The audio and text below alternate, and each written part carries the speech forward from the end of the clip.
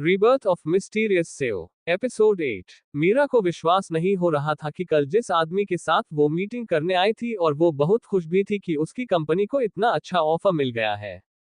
लेकिन उस आदमी ने वो सब इसलिए किया ताकि मेरे साथ नशे में गलत काम कर सके। तभी जब वो होटल में आए हुए थी तब लिफ्ट में वो लड़की उसे उस नज़र से देखे जा रही थी।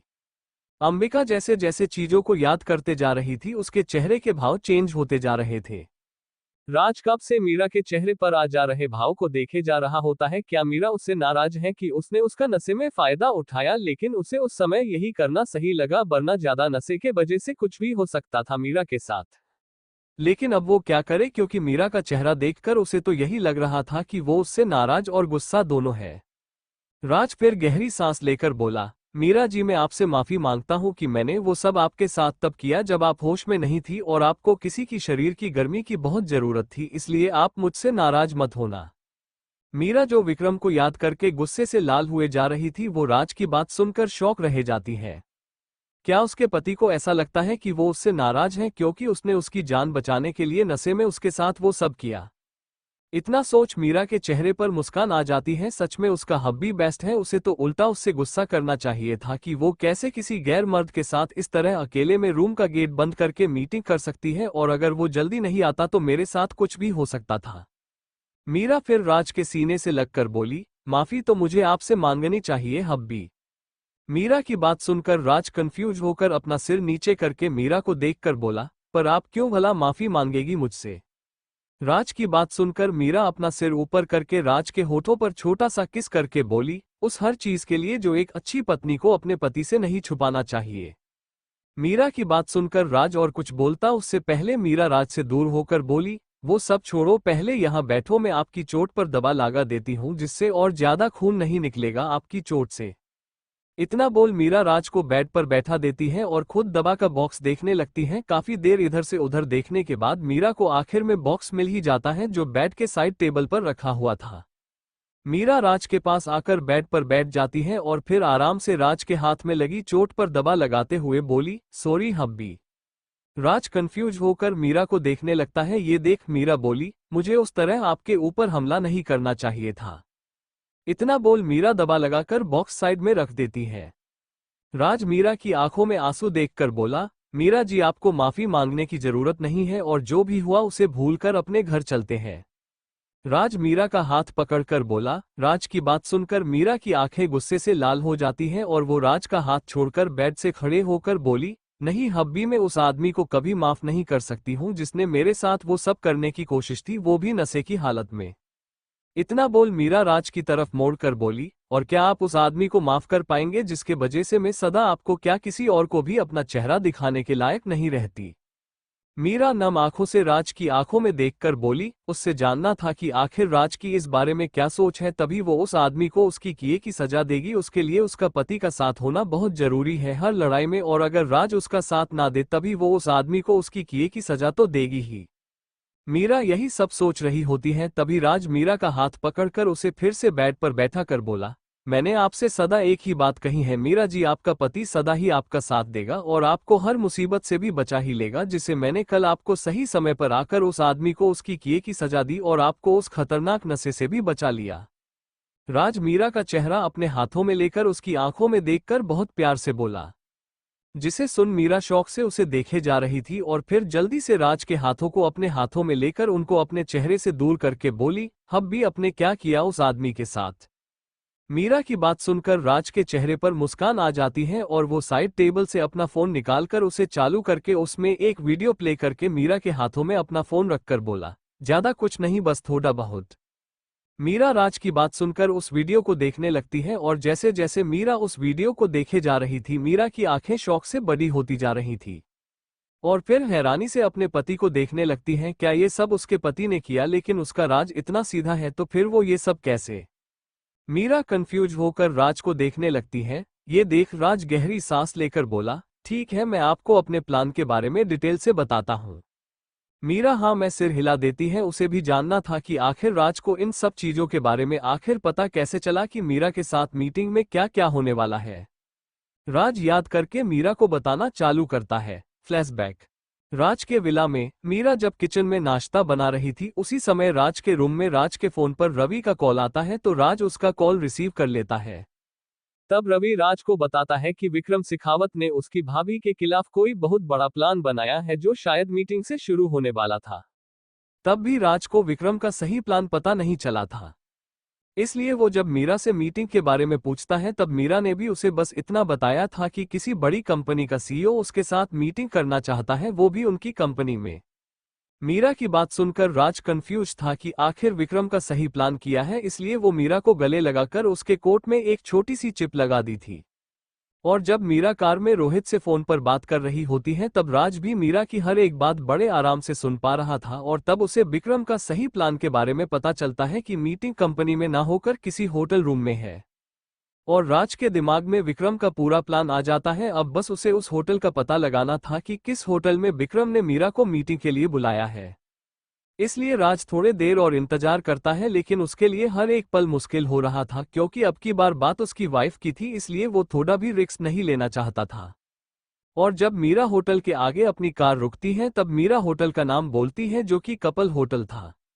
बस फिर किया था, राज अपना प्लान बनाना शुरू करता है और वो रवि को कॉल करके अपने घर आने की बोलता है। उसके बाद राज अंजलि को कॉल करता है जो उस समय अंकित तिवारी के साथ पुरानी बिल्डिंग के एक रूम में गेट बंद करके बेड पर एक दूसरे को प्यार कर रहे थे बिना कपड़ों के।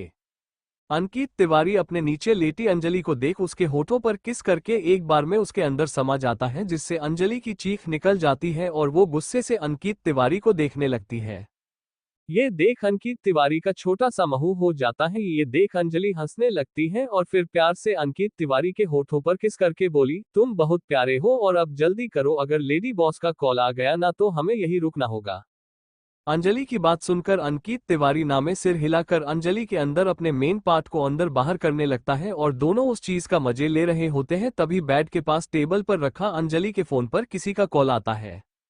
ये देख दोनों शॉक रह जाते हैं और फिर दोनों नामे सिर हिलाने लगते हैं कि यह कॉल मीरा का नहीं होना चाहिए। अंजलि अपना फोन उठाकर देखती है किसका कॉल आ रहा है तो उसकी आंखें शौक से बड़ी बड़ी हो जाती हैं और वो हैरान होकर अंकित तिवारी से बोली, राज सर मुझे क्यों कॉल कर रहे हैं इस समय? अंजलि समय देखकर बोली, शाम के 5 बज रहे थे। अंजलि की बात सुनकर अंकित तिवारी अपना काम फिर से शुरू करते हुए बोला, अच्छा हुआ कि सीईओ मैडम का कॉल नहीं था, अब तुम चाहो तो इसे इग्नोर कर सकती हो। अंकित तिवारी की बात सुनकर अंजलि रोनी सी शकल बनाकर बोली, मैं ऐसा नहीं कर सकती अंकित, क्योंकि एक बार को लेडी बॉस का कॉल में इग्नोर कर भी दूं तो कोई बड़ी बात नहीं होगी, वे मुझे थोड़ा बहुत सुना कर छोड़ देगी। लेकिन अगर मैंने लेडी बॉस के पति देव का कॉल नहीं उठाया तो दोनों तरफ से मेरी बुरी तरह से बैंड बज जाएगी। अंजलि की बात सुनकर और उसे इस तरह राज से डरता देख अंकित तिवारी अपना सीना चौड़ा करके बोला, उस आदमी से भला कोई डरता है? लो मैं उससे बात करूं, देखना फिर कैसे मेरे आगे सॉरी सॉरी बोलता है। इतना बोल अंकित तिवारी अंजलि के हाथ से उसका फोन छोड़ा कर अपने कान पर लगाकर अंजलि की तरफ इशारा कर बोला, देखना साला कैसे डरता है मेरी आवाज सुनकर। अंकित तिवारी की बात सुनकर अंजलि के चेहरे पर मुस्कान आ जाती है, उसे भी लगा अगर अंकित बोल रहा है तो ऐसा ही होगा और वो उनकी बातें गौर से सुनने लगती है। अंकित तिवारी कॉल उठा लेता है। अंकित तिवारी राज से बोला, देख राज वो अभी मेरे साथ बिजी है, इसलिए तुम बाद में उसे बात कर लेना। अंकित तिवारी को राज से इस तरह बात करता देख अंजलि शौक रह जाती है, क्या सच में अंकित तिवारी से राज सर इतने डरते हैं कि वो अंकित के आगे बोल भी नहीं पा रहे हैं। लेकिन तभी कॉल की दूसरी तरफ से राज बोला, अगर तूने 1 मिनट में मेरी बात अंजलि से नहीं कराई तो कल से कंपनी मत आना। राज की बात सुनकर अंकित तिवारी शौक रह जाता है और जल्दी से अपने चेहरे पर मुस्कान लाकर बोला, अरे नहीं राज सर, मैं तो बस छोटा सा मजाक कर रहा था।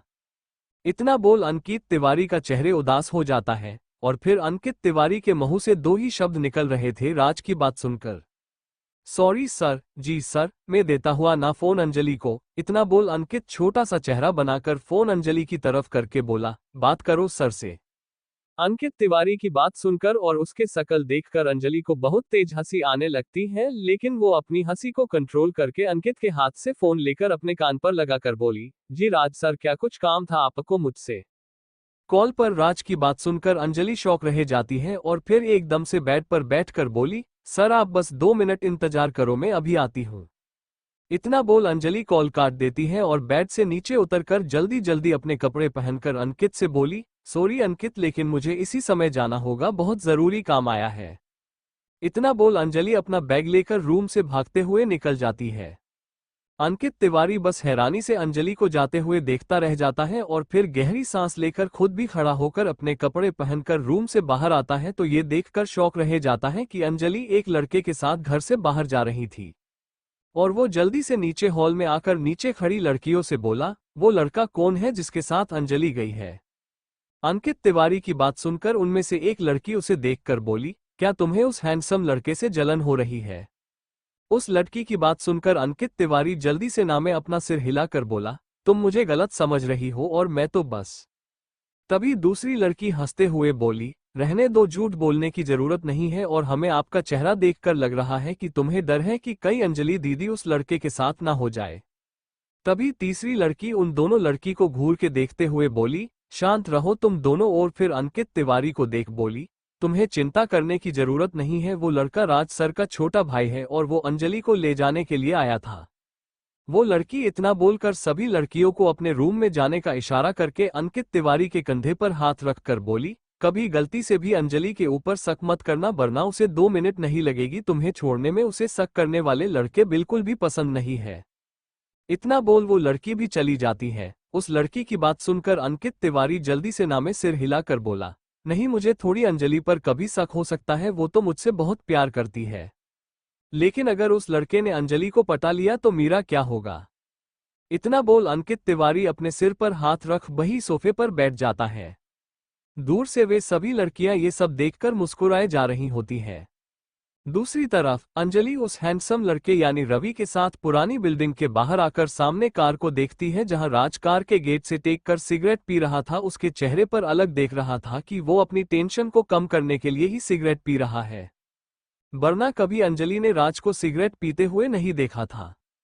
रवि के साथ अंजलि को आते हुए देखकर राज अपने हाथ में लिए सिगरेट को नीचे जमीन पर फेंक कर पैर से उसे बुझाकर कार में बैठ जाता है। ये देख अंजलि और रवि भी जल्दी से कार में बैठ जाते हैं। रवि कार ड्राइव करते हुए कार कपल होटल की तरफ तेजी से भगाने लगता है और साथ में पीछे बैठी अंजलि को अपना प्लान समझाने लगता है। पूरा प्लान समझने के बाद अंजलि एक नज़र राज को देखती है जो अपनी आंखें बंद कर सीट पर लेटा हुआ था। अंजलि समझ रही थी कि जरूर यह प्लान राज ने ही बनाया होगा। इतना सोच रवि से बोली, लेकिन हम उस होटल के अंदर जाएंगे कैसे? अंजलि की बात सुनकर रवि नीचे सीट से कपड़ों की एक थैली उठाकर पीछे सीट पर फेंकते हुए बोला, इस तरह। रवि को ऐसा करता देख और उसकी बात सुनकर अंजलि कंफ्यूज होकर वो थैली उठाकर उसके अंदर रखे कपड़े बाहर निकालकर उन्हें देख शौक रह जाती है और हैरानी से रवि से बोली, मैं होटल के अंदर डिलीवरी ग्रिल बनकर जाऊंगी। अंजलि की बात सुनकर रवि कुछ बोल पाता उससे पहले राज अपनी आंखें बंद कर ही बोला, तुम अकेली नहीं, मैं भी जाऊंगा। राज की बात सुनकर अंजलि और ज्यादा शौक रह जाती है। ये देख रवि हंसते हुए बोला, तुम्हें चिंता करने की जरूरत नहीं भाई, सब संभाल लेंगे, तुम तो बस हाँ या ना में सिर हिलाना। रवि की बात सुनकर अंजलि हाँ में सिर हिला देती है। ये देखकर रवि एक मॉल के आगे अपनी कार रोक देता है। फिर राज और अंजलि दोनों अपने कपड़े चेंज करने के लिए मॉल के अंदर चले जाते हैं और दोनों अलग अलग चेंज रूम में जाकर डिलीवरी वाले कपड़े पहने कर बाहर आ जाते हैं। अंजलि जैसे ही रूम से बाहर निकल कर आती है तो सामने राज डिलीवरी बॉय के कपड़े पहने खड़ा हुआ था और वो बहुत हैंडसम लग रहा था, जिसे देख अंजलि की दिल की धड़कन तेज हो जाती है और वो सोचने लगती है कि आखिर मीरा की किस्मत इतनी अच्छी कैसे हो सकती है जो उसे इतना प्यार करने वाला और हैंडसम लड़का मिला है, जिसे देख मेरा मन कर रहा कि इसी समय अपना बना लूं। लेकिन तभी अंजलि को अंकित तिवारी की याद आती है और वो जल्दी से नामे सिर हिला देती है। वो उसे कैसे भूल सकती है राज के आगे। अंजलि को एक जगह खड़ा होकर कुछ सोचता देखकर राज उसके पास आकर बोला, अंजलि यह लो, इन्हें अपने पास रखो। राज अपने हाथ में लिए फोन और उसके ब्लूटूथ उसे देते हुए बोला। राज की बात सुनकर अंजलि अपने सोच से बाहर आकर राज के हाथ से फोन और ब्लूटूथ ले लेती है। ये देख राज बोला, इसकी जरूरत पड़ सकती हमें। राज की बात सुनकर अंजलि हाँ में सिर हिलाकर उन दोनों को अपने पॉकेट में रख लेती है और फिर दोनों मॉल से निकलकर वापस कार में आकर बैठ जाते हैं। रवि कार ड्राइव करते हुए अंजलि से बोला, अंजलि तुम इन कपड़ों में भी बहुत अच्छी लग रही हो। रवि की बात सुनकर अंजलि के चेहरे पर मुस्कान आ जाती है और वो रवि को थैंक्स बोल पाती उससे पहले राज सामने देखते हुए बोला, बॉयफ्रेंड है उसका, इसलिए उसके ऊपर लाइन मारना बंद करो। राज की बात सुनकर रवि उदास होकर बोला, अरे ऐसा क्यों होता है, जो लड़की मुझे पसंद आती है उसका ही कोई ना कोई बॉयफ्रेंड निकलता है। रवि की बात सुनकर और उसका उदास चेहरा देखकर अंजलि मुस्कुराते हुए बोली, कोई बात नहीं रवि सर, आप इतने हैंडसम हैं, कोई ना कोई अच्छी लड़की आपको जरूर मिलेगी ही। अंजलि की बात सुनकर रवि के चेहरे पर मुस्कान आ जाती है। राज उन दोनों की बातों को इग्नोर करके बस मीरा के बारे में सोच रहा था। जिसे जिसे समय निकल रहा था उसे मीरा की चिंता और ज्यादा हो रही थी। उसको पता कि उसकी बीवी बिजनेस के मामले में तेज है, लेकिन जब भी बात किसी के मन में उसके लिए क्या चल रहा है ये जानने में, तो वो सीधी सादी लड़की हो जाती है जिसे कुछ समझ में नहीं आता है। राज की खुद की सच्ची फीलिंग समझने में ही मीरा को 3-4 साल लगे थे और अब तो उसके पास समय भी कम है और ऊपर से वो कमीना आदमी। राज विक्रम के बारे में सोचकर ही उसकी आंखें गुस्से से लाल होने लगती है। तभी रवि राज के कंधे पर हाथ रखकर बोला, भाई आप क्या सोच रहे हैं, हम कपल होटल के पास आ गए। रवि थोड़ी दूर पहले अपनी कार रोक देता है। रवि की बात सुनकर राज हाँ में सिर हिलाकर अंजलि को देखकर बोला, क्या तुम तैयार हो मेरे प्लान पर काम करने के लिए। राज की बात सुनकर अंजलि हाँ में सिर हिला देती है। ये देख राज रवि से बोला, तुम यहीं रुककर हमारे साथ फोन की कॉल पर कनेक्ट रहना है। राज अपना फोन चालू करके अपने पॉकेट में रखकर और कान में ब्लूटूथ लगाकर बोला। अंजलि भी ऐसा ही करती है और फिर दोनों कार से उतर जाते हैं। राज कार की डिग्गी खुलकर उसमें से नाश्ते के 2 बॉक्स निकालकर एक अंजलि को देता है और एक खुद लेकर डिग्गी बंद कर लेता है। इधर रवि कार में बैठ ही अपने लैपटॉप खुलकर होटल के सारे कैमरे हैक कर लेता है और फिर राज के तरफ हाथ का इशारा करके बोला, सब ठीक है भाई, आप जा सकते हो। रवि का इशारा मिलते ही राज अंजलि को चलने का इशारा करता है तो दोनों रोड पार करके होटल के मेन गेट पर आकर अंदर जाने को होते हैं। तभी 2 सिक्योरिटी गार्ड अंजलि और राज का रास्ता रोककर बोले, अरे आप लोग सीधा अंदर कहाँ चले जा रहे हैं। गेट पर खड़े सिक्योरिटी गार्ड की बात सुनकर अंजलि के चेहरे पर थोड़े सा परेशानी वाले भाव आ जाते हैं, जिन्हें देख राज उसका हाथ पकड़कर उसे शांत रहने का इशारा करता है। राज अपने हाथ में लिए नाश्ते के बॉक्स को गार्ड को दिखाते हुए बोला, हम डिलीवरी वाले हैं। राज की बात सुनकर एक गार्ड बोला, वो हमें भी दिखाई दे रहा है, तो बस ये बता कि किसके लिए ये लेकर आया है, क्योंकि इतने बड़े होटल में हमें पता भी होना चाहिए कि तू किसे यह नाश्ता देने जा रहा है। उस गार्ड की बात सुनकर राज बोला, ये ऑर्डर विक्रम सर ने किया है, तो क्या मैं आपकी उनसे बात करा दूं कि आप लोग हम दोनों को होटल के अंदर नहीं आने दे रहे हैं। राज की बात सुनकर दोनों गार्ड के माथे पर पसीना आ जाता है और वो जल्दी से उन्हें रास्ता देते हुए बोले, सॉरी भाई, हमें पता नहीं था कि आप लोग विक्रम सर के लिए नाश्ता लेकर जा रहे हो। उन दोनों गार्ड की ऐसी शक्ल देखकर राज और अंजलि के चेहरे पर मुस्कान आ जाती है और दोनों होटल के अंदर चले जाते हैं। अंजलि राज के साथ लिफ्ट की तरफ जाते हुए बोली, वाहो सर, आपने उन दोनों गार्ड की हालत खराब कर दी विक्रम सर का नाम लेकर। अंजलि की बात सुनकर राज लिफ्ट के अंदर आकर फिर अंजलि के आने के बाद लिफ्ट ऊपर जाने के लिए बटन दबाकर बोला, अभी तो सिरू बाद है, अब आगे देखो मैं आगे क्या क्या करता हूँ। और दोनों लिफ्ट से बाहर आ जाते हैं। राज फिर ब्लूटूथ के जरिए रवि से बोला, रवि जल्दी से यहाँ के ये सारे कैमरे बंद करो और हमें उनका रूम नंबर भी बताओ। राज की बात सुनकर रवि अपने लैपटॉप की स्क्रीन पर देखकर बोला, भाई मैंने सारे कैमरे बंद कर दिए थोड़ी देर के लिए, तब तक आप अपना काम कर लो।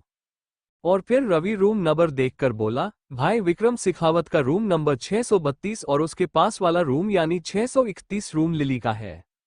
रवि की बात सुनकर राज अंजलि से बोला, तो तुम पहले अपना काम करो। राज की बात सुनकर अंजलि हाँ में सिर हिलाकर लिली के रूम के आगे आकर डोर बेल बजाने लगती है और अपना सिर नीचे करके टोपी भी नीचे कर लेती है। और जब लिली गेट खुलकर बोलती है कि उसने कोई ऑर्डर नहीं दिया, तो अंजलि अपना सिर ऊपर करके उसके चेहरे पर एक जोर का मुक्का दे मारती है, जिससे वो शॉक में बेहोश होकर नीचे गिर जाती है। राज ये देख बोला, कहीं तुमने उसे ज्यादा तो नहीं मार दिया, देखना बेचारी मर नहीं जाए। राज की बात सुनकर अंजलि की शक्ल रोनी सी हो जाती है और लिली को देखकर बोली, सर मैंने तो बस अपनी आधी पावर का इस्तेमाल किया था। अंजलि की रोनी सी शक्ल देख राज गहरी सांस लेकर बोला, मैं बस मजाक कर रहा था, वो बेहोश हो गई है, तुम अपना आगे का काम करो, तब तक मैं उस गधे को भी बेहोश करके लेकर आता हूँ। इतना बोल राज विक्रम के गेट के आगे खड़ा होकर डोर बेल बजाने लगता है।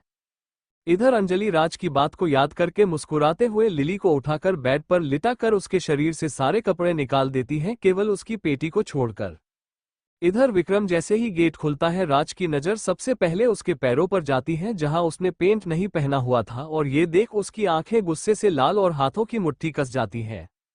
और फिर अपना सिर ऊपर करके अपने सिर से टोपी उतरकर बोला, आपने ही ऑर्डर किया था सर और मैं आपको देकर ही रहूंगा।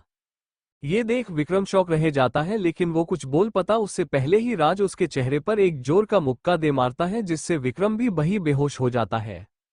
राज फिर विक्रम को छोड़कर रूम में तेजी से अंदर आता है। उसे डर था कि मीरा को कुछ हुआ तो नहीं और उसकी नज़र मीरा पर पड़ती है जो बेड पर नशे की हालत में लेटी हुई थी और उसका कोट बेड के नीचे विक्रम के कपड़ों के साथ डाला हुआ था और बाकी सभी कपड़े मीरा पहने हुए थी। उसके शर्ट के ऊपर के कुछ बटन जरूर खुले थे। ये देख राज समझ जाता है कि वो सही समय पर आ गया था। अगर उसे थोड़ी भी देरी होती तो शायद सब कुछ खत्म हो चुका होता। यही सोच राज राहत की सांस लेता है और मीरा के पास जाने लगता है। तभी उसके कान में रवि की आवाज आती है जो बोल रहा था, भाई जल्दी करो, मैं और देर तक सभी कैमरे बंद करके नहीं रख सकता हूँ। रवि की बात सुनकर राज वापस पलटकर विक्रम के पास आकर बोला, मेरा मन तो कर रहा है कि मैं तुझे यही जिंदा जला दूं लेकिन मैं कानून अपने हाथ में नहीं लेना चाहता हूँ। इतना बोल राज उसे अपने कंधे पर उठाकर लिली के रूम में ले जाकर बेड पर लिली के ऊपर उल्टा लेटा देता है और फिर अपने फोन से दोनों की वीडियो बनाकर अंजलि से बोला, अब तुम वापस जाओ, यहां मैं सब संभाल लूंगा। राज की बात सुनकर लिली हाँ मैं सिर हिलाकर पलट कर जाने लगती है और फिर कुछ याद करके राज को देखकर बोली, राज सर क्या लेडी बॉस ठीक है, मतलब उनके साथ। इतना बोल वो रुक जाती है। उसे समझ में नहीं आ रहा था कि वो राज से आगे क्या बोले, लेकिन राज अंजलि की बात सुनकर बोला, तुम चिंता मत करो, वो ठीक है और अब मैं उसके साथ हूं, तुम और रवि बेफिक्र होकर जा सकते हो। राज की बात सुनकर अंजलि के चेहरे पर मुस्कान आ जाती है और वो उस रूम से निकलकर लिफ्ट की तरफ चली जाती है। इधर राज उनकी वीडियो बनाकर बोला, अब देख विक्रम सिखावत में कैसे तुझे और तेरे सारे बिजनेस को जमीन पर लाता हूं। इतना बोल राज उस रूम का गेट बंद करके विक्रम के रूम में चला जाता है। राज फिर जल्दी से मीरा के पास बेड पर आ जाता है और उसके शर्ट के बटन लगाने लगता है। तभी मीरा उसे दूर धक्का देकर बोली, दूर रहो मुझसे, तुम मेरे हब्बी नहीं हो। राज मीरा के धक्के से उसके पास लेट जाता है और मीरा को देखकर बोला, मीरा जी आप इतने नशे में भी अपने पास किसी गैर मर्द को नहीं आने दे रही है, मुझे ये देखकर बहुत खुशी है। राज फिर प्यार से मीरा के माथे पर किस करके बोला, मीरा जी मैं आपका हब्बी हूं और कोई नहीं। मीरा जो राज को धक्का देने वाली होती है किसी और को समझकर, लेकिन फिर राज के टच को पहचानकर उसकी शर्ट को पकड़कर उसके शरीर की खुशबू लेने लगती है और जब उसे पूरा यकीन हो जाता है कि यह उसका हब्बी है तो वो उसे अपने गले से लगाकर रोने लगती है और रोते हुए बोली, हब्बी वो गंदा आदमी मेरे साथ जबरदस्ती करने की कोशिश कर रहा था। मीरा की बात सुनकर राज के चेहरे पर गुस्सा आने लगता है लेकिन फिर गहरी सांस लेकर मीरा के माथे पर प्यार से हाथ फेरते हुए बोला, कोई बात नहीं, मैंने उसे सजा देने का सोच लिया है, अब आप रो मत। राज की बात सुनकर मीरा नशे में होते हुए भी अपनी आंखें थोड़ी सी खुलकर उसके होठों को देखकर बोली, हब्बी क्या मैं इन्हें खा लूं? मीरा राज के होठों पर उंगली फेरते हुए बोली। मीरा की बात सुनकर राज शौक रह जाता है, क्या उसकी बीवी उसके होठों को खाने वाली है? राज और कुछ सोच पाता उससे पहले ही मीरा उसके होठों पर अपने होठ रखकर किस करने लगती है और वो लॉलीपॉप की तरह राज के होठों को चूम रही होती है। ये देख राज के चेहरे पर मुस्कान आ जाती है। नशे में उसकी बीवी पूरी तरह बच्ची बन गई है और फिर वो भी मीरा को किस करने लगता है। किस करने के बाद राज मुस्कुराते हुए मीरा के पास लेटकर बोला, चलो अब आप सो जाओ। लेकिन मीरा तो मीरा थी, वो भी खतरनाक नशे में, इसलिए वो अपने शर्ट के बटन खुलते हुए बोली, हब्बी मुझे गर्मी लग रही है।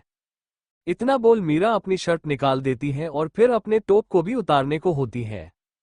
ये देख राज शौक होकर मीरा का हाथ पकड़कर उसे रोकते हुए बोला, मीरा जी आप क्या कर रही है, और मैं अभी एसी को तेज कर देता हूँ।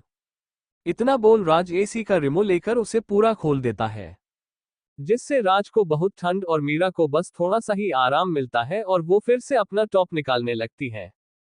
ये देख राज अपना सिर पकड़ लेता है, अब वो कैसे अपनी बीवी को रुके, लेकिन फिर यह सोचकर कि अगर उसने मीरा के साथ वो सब नहीं किया तो हो सकता है कि मीरा की हालत और खराब हो जाए।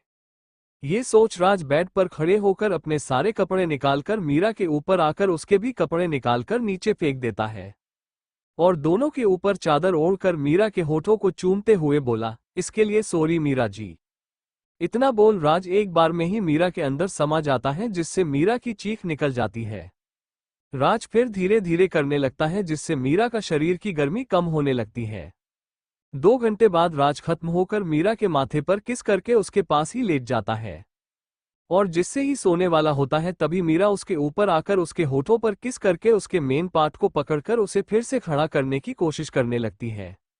ये देख राज की रोनी सी शकल हो जाती है, सच में उसकी बीवी आज उसे पूरा खत्म करके ही मानेगी।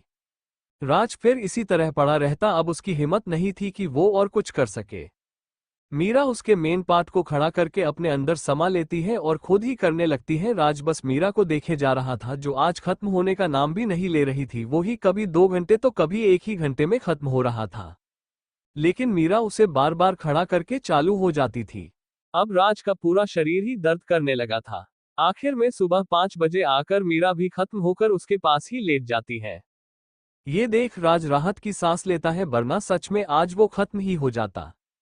यही सोच राज मीरा के माथे पर किस करके सो जाता है। Flashback and. राज की पूरी कहानी सुनने के बाद मीरा शॉक होकर अपना सिर पकड़कर बेड पर बैठ जाती है। उसे विश्वास नहीं हो रहा था कि रात को उसने ने राज को इतना परेशान किया।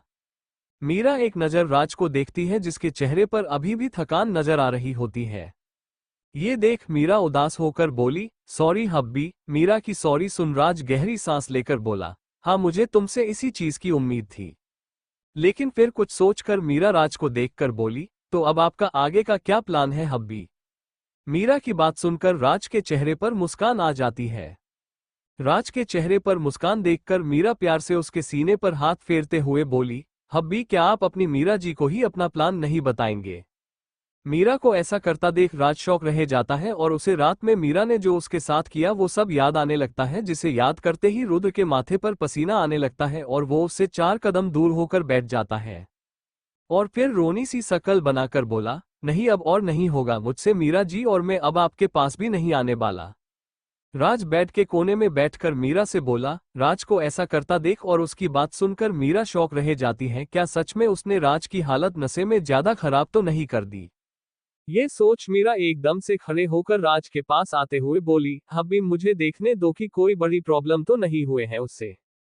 मीरा की बात सुनकर राज कंफ्यूज होकर बोला, आप किसकी बात कर रही है मीरा जी, और आप मेरे पास क्यों आ रही है? राज रोनी सी शकल बनाए ही बोला। मीरा राज की बात को इग्नोर करके उसके पास बैठकर अपने हाथ राज की कमर की नीचे की तरफ ले जाने लगती है। ये देख राज जल्दी से मीरा का हाथ पकड़कर बोला, मीरा जी क्यों आप बच्चे की जान के पीछे पड़ी है? अरे रात को ही कितनी बार अपने खुद किया था वो सब, और सुबह फिर से तो नहीं हो पाएगा। लेकिन तभी उसकी नज़र मीरा की नज़र से मिलती है जो उसे गुस्से से देखे जा रही होती है। ये देख राज छोटा सा चेहरा बनाकर मीरा के हाथों को छोड़ देता है। ये देख मीरा राज का बाथरूम खुलकर बोली, मुझे बस देखना है कि कई ज्यादा बड़ी समस्या तो नहीं है।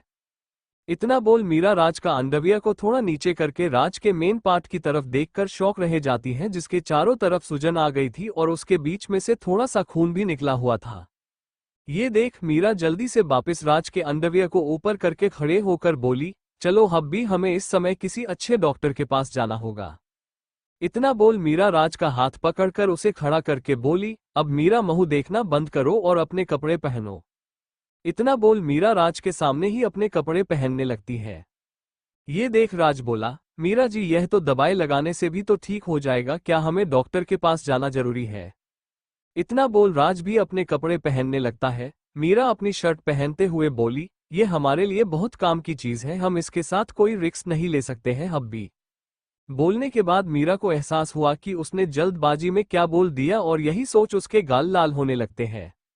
लेकिन राज का ध्यान मीरा के गालों पर नहीं जाता है और वो कपड़े पहनकर फिर से बेड पर बैठकर बोला, लेकिन मैं कैसे किसी और को अपना वो दिखा सकता हूँ मतलब? इतना बोल राज का चेहरा उदास हो जाता है। मीरा कपड़े पहनने के बाद राज के पास आकर बेड पर बैठकर उसके चेहरे को अपने हाथों में लेकर फिर उसकी आंखों में देखकर बोली, हब्बी आपका हर एक चीज मेरे लिए बहुत मायने रखती है। इतना बोल मीरा राज के माथे पर किस कर देती है और फिर अपनी आंखों में आए आंसू साफ करके मुस्कुराते हुए बोली, और हमें अभी इसकी मदद से इस दुनिया में अपना बेबी भी लाना है ना हब्बी? मीरा की बात सुनकर राज के चेहरे पर मुस्कान आ जाती है और वो मीरा का हाथ पकड़कर बोला, ऐसा है तो चलते हैं डॉक्टर के पास। और दोनों खड़े हो जाते हैं। राज मीरा का हाथ पकड़कर गेट खुलकर बाहर जाने को होता है, तभी मीरा को कुछ याद आता है और वो राज से अपना हाथ छुड़ाकर बोली, हब्बी में अभी आए। इतना बोल मीरा फिर अपना बैग टेबल से उठाकर राज के पास आकर उसका हाथ पकड़कर बोली, अब चलते हैं। और दोनों गेट खुलकर रूम से बाहर आ जाते हैं। उसी समय लीली का रूम भी खुलता है और उसमें से विक्रम गुस्से से बाहर आता है, जिसने अभी भी केवल अंडरवियर ही पहना हुआ था। अपने रूम के आगे राज और मीरा को देखकर विक्रम का गुस्सा और तेज हो जाता है और वो गुस्से से बोला, राज मैं आज तुझे नहीं छोड़ने वाला। मीरा और राज जो खुश होकर लिफ्ट की तरफ जाने वाले थे, वो विक्रम की बात सुनकर पीछे पलटकर उसे देखते हैं तो उनके चेहरे पर गुस्सा आ जाता है। मीरा तो इस समय गुस्से से लाल हो रही थी, लेकिन विक्रम मीरा की तरफ देखता तक नहीं है और गुस्से से राज से बोला, तेरी इतनी हिम्मत कि तूने मेरे होटल में आकर मेरे ऊपर हाथ उठाया। तब तक लिली भी आ चुकी थी, जो मीरा को गुस्से से देखे जा रही होती है, क्योंकि इस एक लड़की के वजह से दो बड़े बिजनेसमैन आपस में लड़ रहे हैं। तभी विक्रम गुस्से में पागल सा होकर राज को मारने के लिए उसके पास आने लगता है। ये देख राज उसे रोक पाता या विक्रम उसे मार पाता उससे पहले ही मीरा एक जोरदार थप्पड़ जड़ देती है विक्रम के गाल पर। ये देख सभी शौक रह जाते हैं और लीली हैरानी से अपने मुंह पर हाथ रख लेती है। विक्रम को दिन में तारे नजर आने लगते हैं। रात को जब मीरा ने नशे में उसे थप्पड़ मारा था, तभी विक्रम की हालत खराब हो गई थी। अब तो उसने होश और गुस्से में विक्रम के गाल पर थप्पड़ जड़ दिया। विक्रम ये सोच रहा होता है, तभी मीरा राज के आगे खड़ी होकर विक्रम को अपने हाथ की उंगली दिखाते हुए बोली, ऐसी गलती भी मत करना विक्रम सिखावत, वरना अगली बार ऐसी जगह लात मरूंगी कि फिर कभी किसी लड़की के साथ वो सब नहीं कर पाओगे। मीरा की बात सुनकर विक्रम राज को देखकर बोला, क्या है इस लड़के के पास जो तुम इसके लिए पागल हो रही हो और मुझ जैसे हैंडसम और अमीर आदमी को भी थप्पड़ मारा दिया। अरे इस नाजायज औलाद को छोड़ो और मेरी बन जाओ, बहुत खुश रखूंगा मैं तुम्हें। विक्रम मुस्कुराते हुए मीरा से बोला, लेकिन मीरा तो उसकी नाजायज औलाद की बात सुनकर ही हैरान थी। मीरा के चेहरे पर इस तरह के भाव देखकर विक्रम को लगता है कि मीरा उसके जाल में फंस रही है। इसलिए वो हंसते हुए राज को देखकर बोला, मतलब इसने तुम्हें अभी तक नहीं बताया कि इसे भी नहीं पता कि इसका असली बाप कौन है, तभी इसके बाप ने इसे घर से निकाल दिया और एक फूटी कौड़ी भी नहीं दी इसे अपने पैसे में से। विक्रम की बात सुनकर मीरा पलटकर राज की तरफ देखती है, जो अपना सिर नीचे करके खड़ा हुआ था। ये देख मीरा को बुरा लगता है कि राज ने उसे अपना पास्ट क्यों नहीं बताया, लेकिन इसका यह मतलब नहीं कि किसी और को भी अपने पति के ऊपर उंगली उठाने दे और वो शांति से सब कुछ सुनती रहे। तभी विक्रम बोला, क्या पता इसकी माँ के कितने मर्दों के साथ। विक्रम और कुछ आगे बोल पता उससे पहले ही गुस्से से आगे राज उसका गला पकड़कर दबाते हुए बोला, तेरी हिम्मत कैसे हुए मेरी माँ के बारे में कुछ भी गलत सालत बोलने की। इतना बोल राज फिर से एक जोर का मुक्का उसके चेहरे पर मारने वाला होता है, जिसे देख विक्रम का शरीर कांप उठता है और उसे याद आता है कि रात को भी राज ने ऐसा ही मुक्का उसके चेहरे पर मारा था, जिसके बाद उसे अब होश आया था और अब फिर से। इतना याद कर विक्रम डर से अपनी आंखें बंद कर लेता है। लेकिन उससे पहले मीरा राज का हाथ पकड़ लेती है और उसके हाथ को नीचे करके बोली, क्या कर रहे हो आप अभी। मीरा राज का दूसरा हाथ भी पकड़कर उसे विक्रम के गले से दूर करके बोली, हब्बी। लेकिन मीरा और कुछ आगे बोल पाती उससे पहले राज विक्रम को घूरते हुए लिफ्ट की तरफ चला जाता है। ये देख विक्रम राज को जाते देखकर बोला, डर गया क्या। मीरा जो राज को जाते हुए देख रही थी, वो विक्रम के गाल पर दूसरा थप्पड़ मारकर बोली, यह मेरे पति और उनकी मां के बारे में गलत बोलने के लिए था। विक्रम शौक होकर अपने गाल पर हाथ रख लेता है। मीरा फिर भागते हुए राज के पीछे लिफ्ट की ओर जाने लगती है। लीली ये देख हंसते हुए विक्रम से बोली, उसने तो तुम्हारे ऑफर की दूर की बात है, बल्कि तुम्हारी भी कोई इज्जत नहीं की। लीली को हंसता देखकर विक्रम उसे एक नजर गुस्से से देख फिर अपने गाल पर हाथ रख मीरा और राज को लिफ्ट से नीचे जाते हुए देखकर बोला, मीरा जी आपने यह अच्छा नहीं किया, अब देखो मैं क्या करता हूँ और अब तो मैं आपको अपनी बनाकर ही मानूंगा। और इतना बोल गुस्से से अपने रूम में चला जाता है। लीली विक्रम के रूम में जाने के बाद अपने चेहरे पर टेढ़ी मुस्कान लाकर बोली, अब मजा आएगा ना जब दो शेर एक शेरनी के लिए लड़ेंगे। इतना बोल लीली मुस्कुराते हुए वापस अपने रूम में चली जाती है। लिफ्ट में मीरा एक नजर राज के चेहरे की ओर देखती है, जिसे देख लग रहा था कि वो इस समय इस पूरे होटल में आग लगा देगा। गुस्से में मीरा फिर अपने हाथ को धीरे धीरे राज के हाथ की तरफ बढ़ाने लगती है ताकि उसका हाथ पकड़ सके। लेकिन राज अपना हाथ दूर करके बोला, आप क्यों आए हो मेरे पीछे। राज की बात सुनकर मीरा शौक होकर उसे देखने लगती है और फिर उसके आगे आकर बोली, आपके कहने का क्या मतलब है? हब्बी मैं आपकी बीवी हूं ना, आपके पीछे ही तो आऊंगी और नहीं तो कहाँ जाऊंगी। तब तक लिफ्ट का गेट खुल चुका था। राज मीरा के आंखों में देखकर बोला, आपको मुझ जैसे आदमी के साथ नहीं होना चाहिए था, जिसका बाप कौन है उसे ही नहीं पता। इतना बोल राज मीरा के साइड से निकलकर लिफ्ट से बाहर चला जाता है। मीरा राज ने जो बोला उसे सुनकर शॉक थी और फिर गुस्से से पलटकर राज को जाते हुए देखकर बोली, इतना आसान नहीं है मुझसे पीछा छुड़ाना मिस्टर पति देव, और भागते हुए राज के पीछे चली जाती है। राज होटल के बाहर आकर एक टैक्सी रुकवाकर उसके पीछे वाला गेट खुलकर बैठ जाता है और टैक्सी चालक को चलने का इशारा करता है। जैसे ही टैक्सी जाने लगती है उससे पहले मीरा तेजी से आती है और उसका पीछे का गेट खुलकर राज को धक्का देकर खुद अंदर बैठकर टैक्सी ड्राइवर से बोली, भाई किसी अच्छे डॉक्टर के पास चलो। राज और टैक्सी ड्राइवर दोनों शॉक होकर मीरा को देखने लगते हैं। फिर टैक्सी ड्राइवर मुस्कुराते हुए बोला, वाहो मैडम, आप तो बहुत तेज भागती हूँ। टैक्सी चालक की बात सुनकर मीरा के चेहरे पर मुस्कान आ जाती है और वो एक नज़र राज को दिखती है जो उसे ही देखे जा रहा था, और फिर अपना चेहरा दूसरी तरफ मोड़कर खिड़की से बाहर देखने लगता है।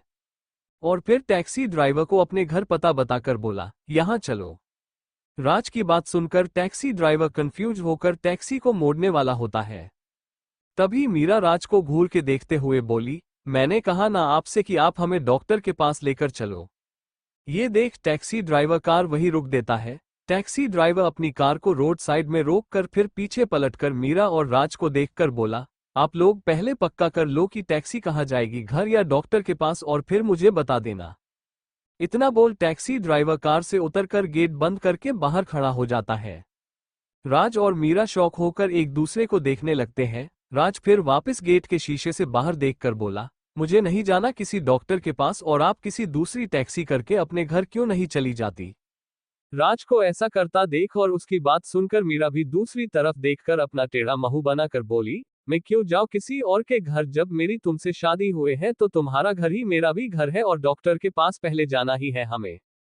मीरा की बात सुनकर राज उसकी तरफ देखकर बोला, मीरा जी, आपको मेरे साथ हर बात में जिद करना जरूरी है क्या? राज की बात सुनकर मीरा शौक होकर उसे देखकर बोली, आपका कहने का क्या मतलब है राज की मैं हर बात में जिद करती हूँ?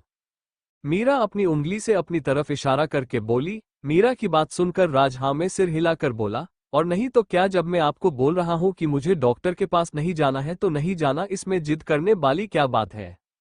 राज की बात सुनकर मीरा गुस्से से उसे घूर के देखते हुए बोली, हाँ कर रही हूँ मैं जिद, और अब मुझे मना करके तो दिखाओ, तब देखना मैं क्या करती हूँ आपके साथ।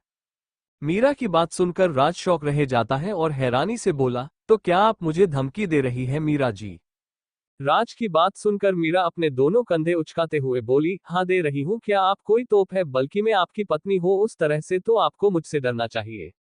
मीरा की बात सुनकर राज हैरानी से बोला, किस किताब में लिखा है कि पति को पत्नी से डरना चाहिए, बल्कि आपको हमारी इज्जत करनी चाहिए। हम आपके पति देव यानी देव है, भगवान है हम आपके। राज की बात सुनकर मीरा गुस्से से राज को देखकर अपने पैरों की सैंडल उतारकर राज को उसे दिखाते हुए बोली, एक मार दी ना आपके गाल पर तो भूल जाएंगे कि कौन भगवान है किसका। मीरा के हाथ में सैंडल देख राज के माथे पर पसीना आ जाता है और वो डरते हुए अपने हाथ से इशारा करके बोला, इसे दूर रखो मुझसे, और कितनी गंदी है ये। राज अपने नाक के आगे दूसरा हाथ हिलाकर नाटक करते हुए बोला। राज को ऐसा करता देख एक पल के लिए मीरा को हंसी आती है, लेकिन फिर वो अपनी हंसी कंट्रोल करके सैंडल वापस अपने पैरों में पहनकर बोली, अब शांति से मैं जो बोल रही हूँ वही करो, समझे मिस्टर भगवान। मीरा राज की तरफ अपने एक हाथ की उंगली उसे देखा कर बोली। मीरा की बात सुनकर राज जैसे ही कुछ बोलने को होता है तभी कार का गेट खुलकर कार ड्राइव मीरा और राज के आगे अपने दोनों हाथ जोड़कर बोला, भगवान के लिए लड़ना बंद करो आप लोग और शांति से विचार विमर्श करके बताओ मुझे कि आप लोग कहाँ जाना चाहते हैं। और फिर अपने सिर के बालों को खींचते हुए बोला, इस तरह के एक दो और घिराक मिल गए तो मुझे टैक्सी बेचकर और दूसरा काम करना पड़ेगा। इतना बोल टैक्सी ड्राइवर फिर से गेट बंद कर बाहर खड़ा हो जाता है। टैक्सी ड्राइवर की रोनी सी शक्ल देखकर मीरा की हंसी छूट जाती है और वो अपना पेट पकड़कर हंसने लगती है। ये देख राज के चेहरे पर थोड़ी सी मुस्कान आ जाती है। मीरा अपनी हंसी कंट्रोल करके राज से बोली, हब्बी सच में मैं हंस हंस कर आज पागल हो जाऊंगी। और फिर मीरा अपनी हंसी कंट्रोल करके राज को देखती है जो मुस्कुराते हुए उसे देख रहा होता है। ये देख मीरा अपने चेहरे पर टेढ़ी मुस्कान लाकर बोली, अच्छा मिस्टर भगवान मुझे देख देख कर मुस्कुरा रहे हैं। मीरा की बात सुनकर राज फिर से नॉर्मल होकर कार से बाहर देखकर बोला, मैं आपको थोड़ी देखकर मुस्कुरा रहा था। और फिर कुछ सोचकर राज बोला, हाँ मुझे तो एक चुटकुला याद आ गया इसलिए मुस्कुरा रहा था और आपको लगा कि मैं आपको देखकर मुस्कुरा रहा हूँ। राज की बात सुनकर मीरा राज का चेहरा देखने को होती है तो राज अपना सिर और मोड़कर बोला, आप मेरे पास क्यों आ रही है मीरा जी? राज की बात सुनकर मीरा फिर से अपनी सीट पर बैठकर बोली, कहीं आप झूठ तो नहीं बोल रहे हैं? और फिर कुछ सोचकर मीरा बोली, अच्छा आपको कौन सा चुटकुला याद आया मुझे भी सुनाना जरा। मीरा की बात सुनकर राज शौक रह जाता है। उसे थोड़ी पता था कि मीरा उससे चुटकुला सुनना चाहिएगी और उसने तो यूं ही चुटकुले का नाम लिया था। राज को सोचता देख मीरा के चेहरे पर मुस्कान आ जाती है और वो हंसते हुए बोली, इसका मतलब मैं सही थी, आपको कोई चुटकुला याद? तभी राज मीरा की बात को बीच में ही रोककर बोला, अरे मुझे याद है ना वो चुटकुला। राज की बात सुनकर मीरा उसे घूर के देखते हुए बोली, अच्छा ऐसा है क्या, तो फिर बताओ कौन सा चुटकुला था? राज फिर से सोचते हुए बोला, वो एक खरगोश था और एक कछुआ था, दोनों में रेस हुए थी ना। राज की बात को मीरा बीच में रोक कर बोली, एक मिनट, यह आपका चुटकुला है? मीरा की बात सुनकर राज सीना चौड़ा करके बोला, और नहीं तो क्या मीरा जी, कहीं आप हार रही हो मुझसे इसलिए तो डर गई ना? राज की बात सुनकर मीरा अपना सिर हिलाकर अपने दोनों हाथ उसके आगे जोड़कर बोली, महान हो भगवान, आप मतलब एक कहानी को चुटकुला बोलकर मुझे सुना कर बोल रहे हैं कि मैं हार गई? मीरा की बात सुनकर राज शौक रह जाता है। तब उसे याद आता है कि वो सच में उसने मीरा को चुटकुला के जगह कहानी सुनाने लगा था। राज के शकल देखकर मीरा के चेहरे पर मुस्कान आ जाती है और वो कार का गेट खुलकर टैक्सी ड्राइवर से बोली, भाई हमें पहले डॉक्टर के पास और फिर घर लेकर चलना। इतना बोल मीरा गेट बंद कर वापस टैक्सी में बैठ जाती है। मीरा की बात सुनकर टैक्सी ड्राइवर कार में बैठकर उसे चालू कर आगे बढ़ाते हुए बोला, मैडम आप मुझे आपके अपने पति से ज्यादा समझदार लगती हैं, तभी तो अपने अपने झगड़े को इतनी आसानी से सुलझा लिया। टैक्सी ड्राइवर के बात सुनकर मीरा के चेहरे पर मुस्कान आ जाती है और वही राज उसे गुस्से से देखने लगता है। ये देख वो टैक्सी ड्राइव जल्दी से सामने की ओर देखने लगता है। टैक्सी ड्राइवर फिर कुछ सोचकर बोला, वैसे मैडम आप डॉक्टर के पास क्यों जा रही हैं और किस तरह के डॉक्टर के पास जाना है आपको, वो क्या है? मैं भी इस शहर के बड़े से बड़े और अच्छे से अच्छे डॉक्टर को जानता हूँ, इसलिए आप मुझे अपनी प्रॉब्लम बता देती तो और ज्यादा अच्छा होता। टैक्सी ड्राइवर की बात समझकर मीरा बोली, ये तो अच्छी बात है ना भाई, और प्रॉब्लम मुझे नहीं बल्कि मेरे पति के नीचे वाले भाग मतलब वो लाना। मीरा की बात सुनकर राज शौक रह जाता है और वो इससे आगे कुछ बोल पाती उससे पहले ही उसके मुंह पर हाथ रखकर धीरे से उसके कान के पास आकर बोला, मीरा जी आप किसी के भी आगे कुछ भी बोल देती हैं क्या, और वो भी इस तरह की प्राइवेट बातें भी? राज की बात सुनकर मीरा उसका हाथ अपने मुंह से हटाने के बाद जैसे ही कुछ बोलने वाली होती है, लेकिन राज फिर से उसे अपनी आंखें दिखाकर शांत रहने का इशारा करता है। ये देख मीरा उदास होकर अपना सिर नीचे कर लेती है।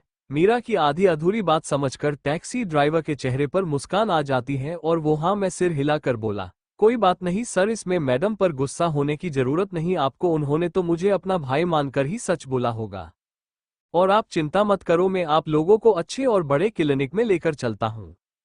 इतना वो टैक्सी को एक गली में मोड़ देता है। मीरा अपनी चोर नजरों से राज को देखने के लिए अपना सिर ऊपर करती है तो राज अब दूसरी तरफ देख रहा होता है। ये देख मीरा टैक्सी ड्राइवर को देखती है तो वो उसे एक मुस्कान पास कर देता है। ये देख मीरा के चेहरे पर भी मुस्कान आ जाती है। तभी टैक्सी ड्राइवर अपनी कार को रोक कर बोला, लो मैडम आ गए हम लोग एक अच्छे और बढ़िया डॉक्टर के पास जो गुप्त रोग का इलाज भी करता है। उस टैक्सी ड्राइवर की बात सुनकर मीरा शौक रह जाती है और वो अपना सिर मोड़कर राज को देखती है जो उसे ही घूरे जा रहा था। तभी टैक्सी ड्राइवर बोला, मैं जानता हूं कि आपको ये प्रॉब्लम है इसलिए आप किसी को बता नहीं पा रहे थे ना, लेकिन कोई बात नहीं, मैडम ने मुझे भाई बोला है इसलिए मैं आपको इस शहर के सबसे बड़े गुप्त रोग का जो अच्छा इलाज करता है वही है ये डॉक्टर जिसके पास लाया हूँ। वो टैक्सी ड्राइवर अपनी धुन में बोले जा रहा था, उसकी नज़र मीरा और राज पर नहीं जाती है। मीरा की शकल रोनी सी हो गई थी और राज उसे गुस्से से घूरे जा रहा होता है। मीरा अपने दोनों कानों को पकड़कर बोली, सॉरी हब्बी, मैं अभी यहाँ से चलने के लिए बोलती हूँ भाई। और वो टैक्सी ड्राइवर को देखकर बोली, भाई आप गलत समझ रहे हैं, इन्हें कोई गुप्त रोग नहीं है बल्कि इन्हें तो वो उस जगह। मीरा फिर से कुछ गलत ना बोले इसलिए राज उसके मुंह पर हाथ रखकर बोला, आप रहने ही दे मीरा जी, इतना बोल राज टैक्सी ड्राइवर से बोला, तुम हमें दूसरे अच्छे डॉक्टर के पास लेकर चलो और याद रखना हमें इसे वैसे डॉक्टर के पास मत ले जाना।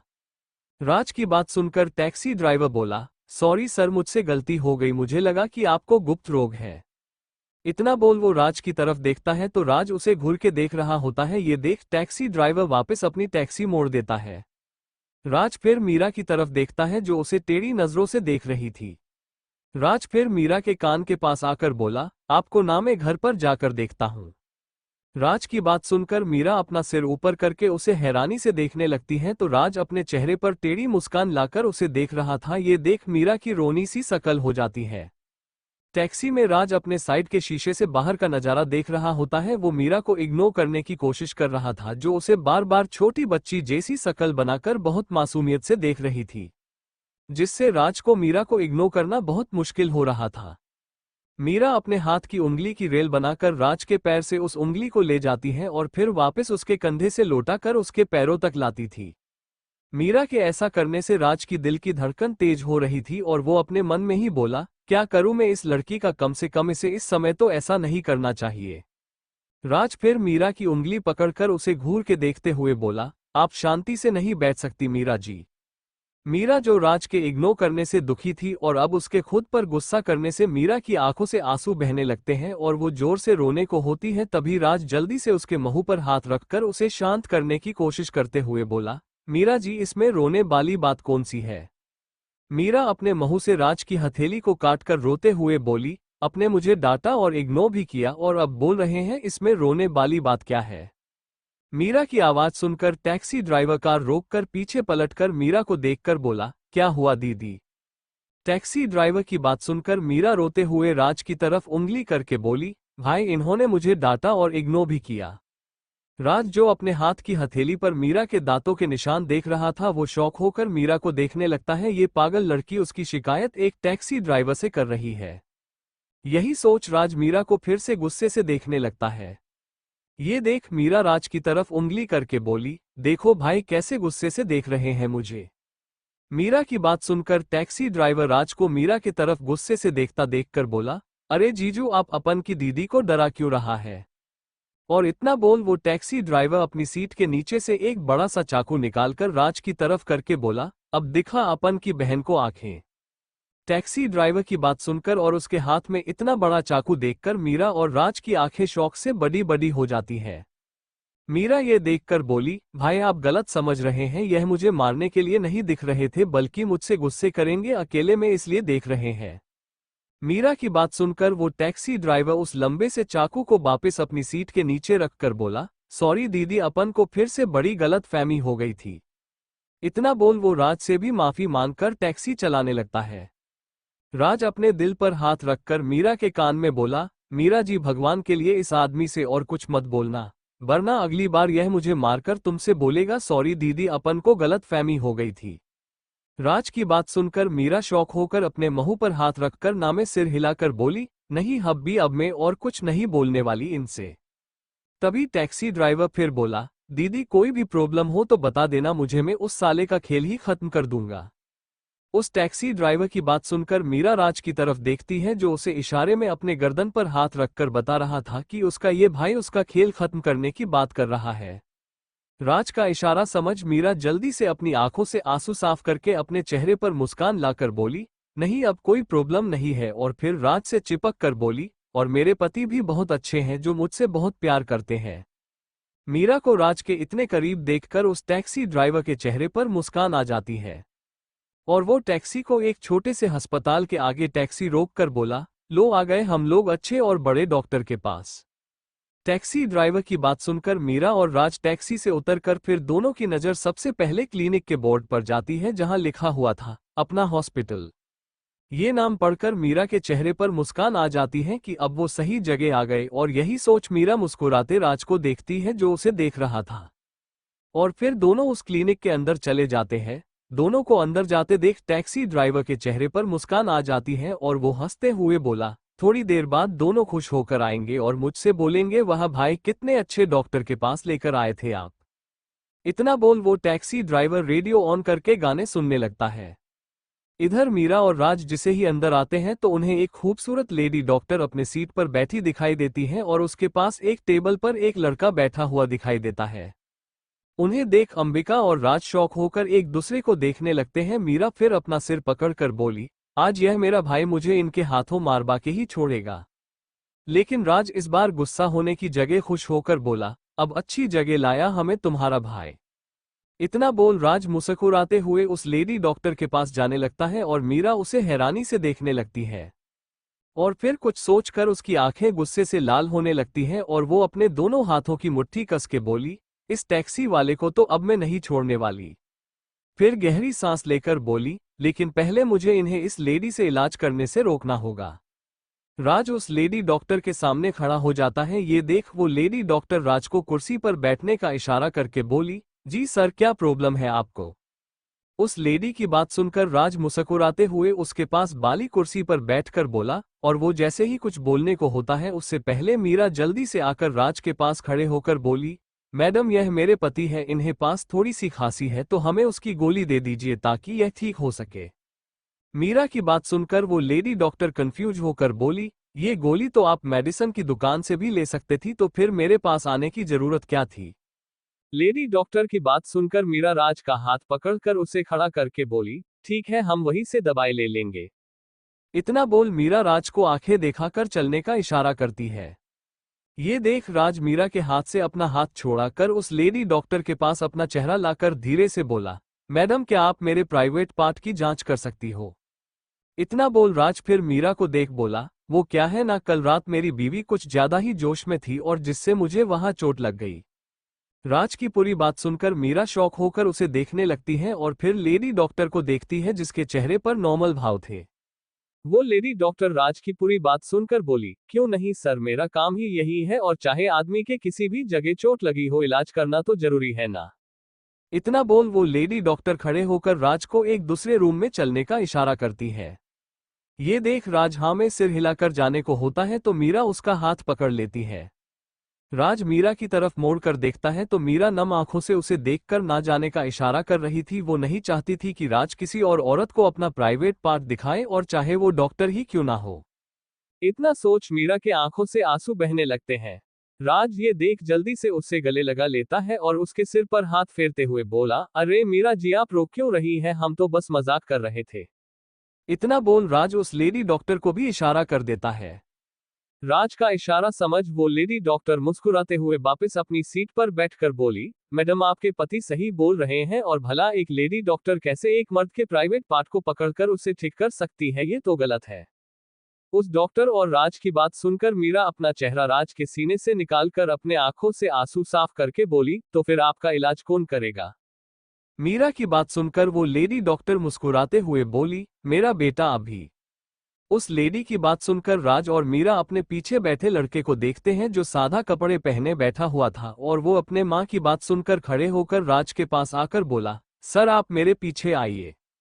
इतना बोल वो लड़का उस रूम में चला जाता है और राज मीरा को आराम से सीट पर बैठा कर प्यार से उसके सिर पर हाथ फेरते हुए बोला, अब तो आपको कोई प्रॉब्लम नहीं है।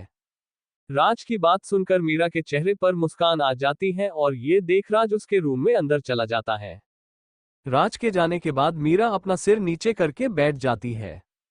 ये देख वो लेडी डॉक्टर मुस्कुराते हुए बोली, इसमें तुम्हारी कोई गलती नहीं है और हम सच में मजाक कर रहे थे, क्योंकि आप जिस तरह अपने पति का हाथ पकड़कर उन्हें ले जा रही थी मुझे तभी लगा कि बात कुछ और है। फिर आपके पति ने उनकी प्रॉब्लम बताई तो मैं समझ चुकी थी कि आप नहीं चाहती थी उनका इलाज मैं करूं। उस लेडी की बात सुनकर मीरा अपना सिर ऊपर करके उन्हें देखकर बोली, थैंक्स मुझे समझने के लिए। तभी उस रूम में से वो लड़का भागते हुए आकर अपने माँ के कान में ऐसा कुछ बोलता है जिसे सुनकर उस लेडी डॉक्टर की आंखें शौक से बड़ी बड़ी हो जाती हैं। और फिर वो अपने बेटे के कान में कुछ बोलती है जिसे सुन वो लड़का भागते हुए उस क्लिनिक से बाहर चला जाता है। और वो लेडी अपने लैपटॉप पर कुछ सर्च करने लगती है जिससे उसके चेहरे पर टेंशन की लकीर आने लगती है। ये सब देख मीरा के मन में एक अलग ही डर के भाव आ जाते हैं और वो हिम्मत करके बोली, डॉक्टर क्या हुआ, क्या कोई बड़ी प्रॉब्लम है। मीरा की बात सुनकर वो लेडी डॉक्टर गहरी सांस लेकर बोली, मैडम मुझे समझ में नहीं आ रहा है, जब आप लोग सेक्स कर रहे थे तब वो इतने दर्द में होते हुए भी आपको रोक क्यों नहीं रहे थे, और आपका ध्यान कहाँ था जब उनके लिंग में से खून आने लगा था? आप इतनी गैर जिम्मेदार कैसे हो सकती है? यहाँ आप सेक्स की भूखी थी जिसे अपने पति बस सेक्स चाहिए था। इतना बोल वो लेडी डॉक्टर अपना सिर पकड़कर खुद के गुस्से को कंट्रोल करके बोली, देखो अब ऐसा है कि हम खून को रोकने की कोशिश कर सकते हैं, और अगर हम नाकाम हुए तो सॉरी, आपको उनको बड़े हॉस्पिटल में भर्ती कराना होगा जहां इनकी सभी जांचें होने के बाद ही इनका एक बड़ा ऑपरेशन होगा, और उसके बाद। इतना बोल वो लेडी डॉक्टर मीरा की तरफ देखती है जो किसी सदमे में बैठी हुई थी और उसके आंखों से लगातार आंसू बह रहे होते हैं, जिससे उस लेडी को और गुस्सा आने लगता है। गुस्से में वो लेडी डॉक्टर मीरा को देखकर बोली, रोने से क्या होगा? सेक्स करते समय जो औरत अपने पति की हेल्थ के बारे में नहीं सोच रही थी अब वो रो रही है। उस लेडी की बात सुनकर मीरा रोते हुए उसके आगे हाथ जोड़कर बोली, आपको जो बोलना है आप मुझसे बोल सकती है, लेकिन प्लीज मेरे राज को ठीक कर दो। मीरा की बात सुनकर वो लेडी डॉक्टर कुछ बोल पाती उससे पहले उस रूम से राज बाहर आते हुए बोला, आप रो क्यों रही है मीरा जी, और क्या हुआ मुझे? राज की आवाज सुनकर मीरा और वो लेडी डॉक्टर उसे देखने लगते हैं। इतना बोल राज मीरा के पास आकर खड़ा हो जाता है। ये देख वो लेडी डॉक्टर अपनी कुर्सी से खड़े होकर बोली, सर प्लीज आप अभी आराम करें वरना हमें आपका इलाज करने में प्रॉब्लम हो सकती है। राज उस लेडी की बात को इग्नोर करके मीरा की कुर्सी अपने तरफ मोड़कर उसकी आंखों से आंसू साफ करके बोला, आप अपने हब्बी को ही नहीं बताएगी कि आखिर किस वजह से आप रो रही है? राज की बात सुनकर मीरा रोते हुए खड़े होकर उसके सीने से लगकर बोली, सॉरी हब्बी, मेरी वजह से आपके साथ ऐसा हुआ कि अब आपको ठीक करने के लिए बड़ा ऑपरेशन करना पड़ेगा। मीरा की बात सुनकर राज लेडी डॉक्टर की तरफ देखता है तो वो हाँ मैं सिर हिला देती है। ये देख राज गुस्से से उस लेडी डॉक्टर को घूरने लगता है, जिससे देख वो लेडी डॉक्टर के पूरे शरीर डर से कांप उठता है और वो जिसे ही कुछ बोलने को होती है तो राज उसे हाथ दिखाकर कुछ ना बोलने का इशारा करके प्यार से मीरा के सिर पर हाथ फेरते हुए बोला, तो इसमें रोने वाली बात कौन सी है, और वे भी इतना बड़ा ऑपरेशन थोड़ी है कि उसने मेरी जान ही चली जाए। राज मुस्कुराते हुए बोला। राज की बात सुनकर मीरा अपने सिर ऊपर करके उसकी आंखों में देखकर बोली, आप क्या उल्टा सोल्टा बोल रहे हैं? मीरा की बात सुनकर राज गहरी सांस लेकर बोला, आप चिंता मत करो, कोई इतनी बड़ी समस्या नहीं है कि सीधा ऑपरेशन ही करना पड़ेगा, और हुआ भी तो छोटा सा होगा जो 5 मिनट में हो जाएगा और उसके बाद मैं बिल्कुल ठीक हो जाऊंगा। इतना बोल राज उस लेडी डॉक्टर को ऐसा ही बोलने का इशारा करता है। राज का इशारा समझ वो लेडी डॉक्टर अपने चेहरे पर झूठी मुस्कान लाकर मीरा से बोली, हाँ मैडम सर ठीक बोल रहे हैं, ये बस छोटा सा ऑपरेशन है जिससे इन्हें कोई तकलीफ भी नहीं होगी। उस लेडी की बात सुनकर मीरा वापस नॉर्मल हो जाती है, जिसे देख वो लेडी डॉक्टर राहत की सांस लेती है। रुद्र फिर मीरा को आराम से कुर्सी पर बैठा कर बोला, मीरा जी आप इंतजार करो, तब तक मैं इनसे ऑपरेशन के बारे में थोड़ा और जानकारी लेता हूँ। इतना बोल राज उस लेडी डॉक्टर को अंदर रूम में चलने का इशारा करता है। मीरा हाँ में सिर हिला देती है, लेकिन वो लेडी डॉक्टर की हिम्मत नहीं हो रही थी कि वो अकेले में इस खतरनाक आदमी से बात करे। राज फिर एक बार उस लेडी डॉक्टर को घूर के देखते हुए बोला, आइए मैडम। इतना बोल राज रूम के अंदर चला जाता है। वो लेडी डॉक्टर मीरा को देखकर मुस्कुराते हुए राज के पीछे उस रूम में चली जाती है, और वो उस रूम के अंदर एक और रूम में जिसे ही पहला कदम रखती है तो राज उसका हाथ पकड़कर उसे दीवार से लगाकर गेट बंद करके और फिर शांति से बेड पर बैठकर बोला, अच्छा मैडम आप मुझे बताएं कि आपने ऐसा क्या बोला, जिसे सुनकर मेरी प्यारी वाइफ की आंखों में आंसू आ गए और वो रोने भी लगी थी। वो लेडी डॉक्टर डरते हुए अपना सिर ऊपर करके राज को देखती है जो गुस्से से उसे घूरे जा रहा था और उसके बोलने का इंतजार कर रहा था। वो लेडी डॉक्टर डरते हुए बोली, सर मैं एक डॉक्टर हूं और मेरा काम ही है कि लोगों को उनकी गलती के बारे में सच बताओ, और मैंने आपके वाइफ को भी उनकी गलती बताई थी जो उन्होंने आपके साथ सेक्स करते समय की थी कि जब आप दर्द में थे और आपके लिंग में खून आने लगा तो उन्हें अपनी सेक्स की भूख को छोड़कर आप पर ध्यान देना चाहिए था। इतना बोल वो लेडी डॉक्टर बिना डरे राज की आंखों में देखने लगती है। उस लेडी डॉक्टर की बात सुनकर और उसे देखकर राज के चेहरे पर मुस्कान आ जाती है और वो बेड से खड़े होकर उसके पास आकर उसकी आंखों में देखकर बोला, तो फिर आपको ये भी पता होगा कि जब हम पति पत्नी सेक्स कर रहे थे तो ऐसी क्या वजह होगी जिसके वजह से मैं इतने दर्द में भी उन्हें नहीं रोका और उन्होंने मेरी हालत पर ध्यान नहीं दिया। वो लेडी डॉक्टर राज को खुद के करीब देखकर बोली, आप मुझे डरा नहीं सकते हैं, और रही बात की उस समय की जब आप लोग सेक्स कर रहे थे, उस समय क्या हुआ वो भला मुझे कैसे पता हो सकता है, लेकिन वो आपकी पत्नी है तो उन्हें आपका ध्यान रखना चाहिए था। उस लेडी की बात सुनकर राज अपना चेहरा उसके और पास लाकर उसके आंखों में देखकर बोला, मान लो आपके पति को किसी ने ड्रग्स दिया हो और वो ड्रग्स के नशे में हो और आपके पास उनकी जान बचाने के लिए एकमात्र रास्ता सेक्स हो, जिससे करने से आपको कितना भी दर्द हो रहा हो तब आप अपना शरीर का दर्द दिखेंगी या अपने पति की जान को बचाएंगी। इतना बोल राज उस लेडी डॉक्टर से दूर खड़ा हो जाता है। वो लेडी डॉक्टर राज की बात सुनकर शौक रह जाती हैं और फिर हैरानी से बोली, इसका मतलब वो उस समय ड्रग्स के नशे में थी। इतना बोल वो लेडी डॉक्टर अपना सिर पकड़ कर बोली, तो फिर मुझसे गलती हो गई कि मैंने बिना पूरा सच जाने ही उन्हें ना जाने क्या क्या बोल दिया। और फिर राज की तरफ अपने दोनों हाथ जोड़कर माफी मांगने लगती है। राज उस लेडी डॉक्टर की बात सुनकर गहरी सांस लेकर बोला, आप एक अच्छी डॉक्टर हैं मैडम, लेकिन आपके इस गलती की वजह से मेरी वाइफ को खुद से नफरत हो रही होगी और इस हालत में उसने अपने साथ कुछ कर लिया तो उसका जिम्मेदार कौन होगा, और मैं तो अपनी वाइफ सदा के लिए खो बैठता ना। इतना बोल राज की आंखों में थोड़ी नमी आ जाती है और वो शांति से बेड पर बैठ जाता है। ये देख वो लेडी डॉक्टर अपना सिर नीचे करके बोली, सर मैं अपनी गलती मानने के लिए तैयार हूँ और मैं अभी जाकर उनसे माफी मांग लेती हूँ। इतना बोल वो लेडी डॉक्टर जाने को होती है तो राज उससे पीछे से आवाज लगाकर बोला, उसकी जरूरत नहीं है क्योंकि मैं जानता हूँ अपनी मीरा जी को, वो कभी गलत कदम नहीं उठा सकती है और आप उनसे इतना बोल देना, यह नॉर्मल ऑपरेशन है जो जल्दी हो जाएगा। राज की बात सुनकर वो लेडी डॉक्टर हाँ में सिर हिलाकर गेट खुलकर मीरा के पास चली जाती है। उसके जाने के बाद राज एकदम से बेड पर गिर पड़ता है और दर्द में वो अपने हाथों की मुट्ठी कसकर अपनी आंखें बंद कर लेता है। वो लेडी डॉक्टर मीरा के पास आकर उसे वो सब कुछ बता देती है जो उससे राज ने मीरा को बोलने के लिए बोला था, जिसे सुनकर मीरा राहत की सांस लेती है और जल्द ही राज ठीक हो जाएगा। लेकिन पता नहीं क्यों मीरा को अपने दिल में थोड़ा सा दर्द हो रहा था, उसे ऐसा लग रहा था कि कोई उसका अपना बहुत दर्द में हो। मीरा इस इग्नोर करके उस लेडी डॉक्टर को जैसे ही थैंक्स बोलने को होती है तभी मेन गेट से डॉक्टरों की एक टीम भागते हुए अंदर आ रही होती है, जिसमें एक दो लड़के और दो लेडी डॉक्टर के साथ एक नर्स भी थी और उनके साथ लेडी डॉक्टर का बेटा भी था। जिन्हें देख मीरा कंफ्यूज होकर लेडी डॉक्टर को देखकर बोली, मैडम आप तो बोल रही थी कि छोटा सा ऑपरेशन है, तो फिर इतने डॉक्टरों को अपने क्यों बुलाया। वो लेडी डॉक्टर अपने चेहरे पर मुस्कान लाकर बोली, मैडम आप चिंता मत करें, मैंने इन्हें अपनी सहायता के लिए बुलाया है। इतना बोल वो लेडी डॉक्टर अपने मन में बोली, अगर मैं इन्हें सच बताती तो ये टेंशन में रोने लगती, जिसे देख वो आदमी पता नहीं तब मेरे साथ क्या करता। वो लेडी डॉक्टर यही सोच रही होती है तभी उसका बेटा सभी डॉक्टरों की टीम के साथ उनके पास आकर बोला, माँ मैं आपके कहने पर सभी बड़े डॉक्टरों की टीम को लेकर आ गया। अपने बेटे की बात सुनकर वो लेडी डॉक्टर सभी को देख कुछ बोल पाती उससे पहले उनमें से एक लड़की बोली, मैडम क्या आप हमें बता सकती हैं कि आखिर इसी भी क्या वजह थी कि हमें अपने बाकी काम छोड़कर यहाँ आना पड़ा। उस लड़की की बात सुनकर लेडी डॉक्टर कुछ बोलने वाली होती है तभी उसकी नज़र मीरा पर जाती है जो गौर से उनकी बातें सुन रही थी। ये देख वो लेडी डॉक्टर सभी को अंदर चलने का इशारा करते हुए बोली, मैं आपको सीधा अपने पेशेंट से मिलवाती हूँ। लेडी डॉक्टर की बात सुनकर वे दो आदमी दोनों लेडी डॉक्टर और नर्स के साथ अंदर चले जाते हैं।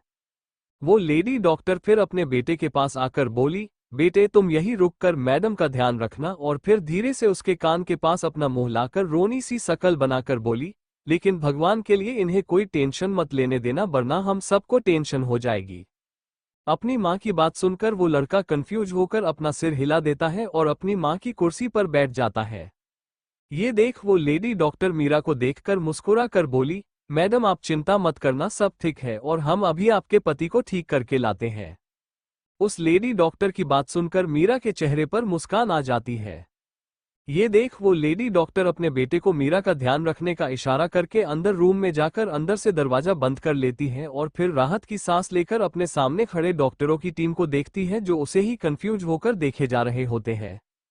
ये देख वो लेडी डॉक्टर उन सभी को राज की सही हालत के बारे में बता देती है, जिसे सुनकर सभी की आंखें शौक से बड़ी हो जाती हैं। तभी एक लड़की उस लेडी डॉक्टर को देखकर बोली, लेकिन मैडम यह ऑपरेशन यहाँ कैसे होगा, और आप जानती हैं ना कि हमारी छोटी सी गलती और उस आदमी की जान भी जा सकती है या फिर वो कभी बाप नहीं बन पाएगा। उस लड़की की बात बाकी डॉक्टरों को भी सही लगती है। उस लड़की की बात सुनकर लेडी डॉक्टर गहरी सांस लेकर बोली, हमारे पास और कोई रास्ता नहीं है। लेडी डॉक्टर की बात सुनकर सभी लोग कंफ्यूज होकर उन्हें देखने लगते हैं। ये देख लेडी डॉक्टर उन्हें राज और मीरा के आने से लेकर अभी तक की पूरी कहानी उन्हें बता देती है, जिसे सुनकर सभी शौक रह जाते हैं। और वो लड़की बोली, अजीब आदमी है यार, मतलब उसकी बीवी की वजह से उसकी यह हालत हुई और वो फिर भी उसके लिए अपने आप को तकलीफ दे रहा है। उस लड़की की बात सुनकर उसके पास खड़ी नर्स बोली, मैडम लगता है कि वो सर अपनी बीवी से बहुत प्यार करते हैं, तभी तो इनके आंखों में आंसू नहीं देखना चाहते हैं। नर्स की बात सुनकर दूसरी लड़की बोली, लेकिन यह मुझे प्यार कम और पागलपन ज्यादा लग रहा है, जो अपनी लाइफ को खतरे में डालकर उस लड़की के बारे में सोच रहा है। सभी की बात सुनकर वो लेडी डॉक्टर बोली, लेकिन हमें तो अपना कर्तव्य निभाना होगा और किसी भी हाल में उस आदमी की जान बचानी होगी। लेडी डॉक्टर की बात सुनकर सभी हाँ में सिर हिलाकर अपने कपड़े चेंज करके डॉक्टरों के ऑपरेशन वाले कपड़े पहन लेते हैं। तब तक लेडी डॉक्टर और नर्स ऑपरेशन की पूरी तैयारी कर लेते हैं और फिर सभी राज के आने का इंतजार करने लगते हैं। वो लेडी डॉक्टर ये देख उस अंदर वाले रूम का गेट खुलकर राज को देखती है, जो बेड पर लेटा हुआ था। ये देख वो लेडी डॉक्टर हिम्मत करके बोली, सर हमने ऑपरेशन की तैयारी कर लिए है और अब सभी आपके आने का इंतजार कर रहे हैं। लेडी डॉक्टर की बात सुनकर राज अपनी आंखें खुलकर उसे देखता है और फिर हाँ में सिर हिला देता है, लेकिन जिसे ही अपना पैर जमीन पर रखने वाला होता है तभी उसके आंखों के आगे अंधेरा छा जाता है और वो वही बेहोश होकर जमीन पर गिरने लगता है। ये देख वो लेडी डॉक्टर शॉक रह जाती है, लेकिन फिर जल्दी से राज को पकड़ लेती है ताकि वो नीचे जमीन पर ना गिर पड़े। और फिर पीछे मोड़ पर बोली, जल्दी मेरे पास आओ, ये बेहोश हो गया है। लेडी डॉक्टर की बात सुनकर सभी उस रूम की तरफ आते हैं तो देखते हैं कि लेडी डॉक्टर एक हैंडसम लड़के को पकड़े हुए थी। ये देख दो लड़की और नर्स के दिल की धड़कन तेज हो जाती है, लेकिन वे दोनों लड़के जल्दी से आगे बढ़कर राज को पकड़कर उसे उस रूम से बाहर लाकर बेड पर लिटा देते हैं। वो लेडी डॉक्टर सभी को देखकर बोली, जल्दी करो, हमारे पास समय कम है, अगर जल्दी ही हमने खून बहने से नहीं रोका तो इसकी जान भी जा सकती है।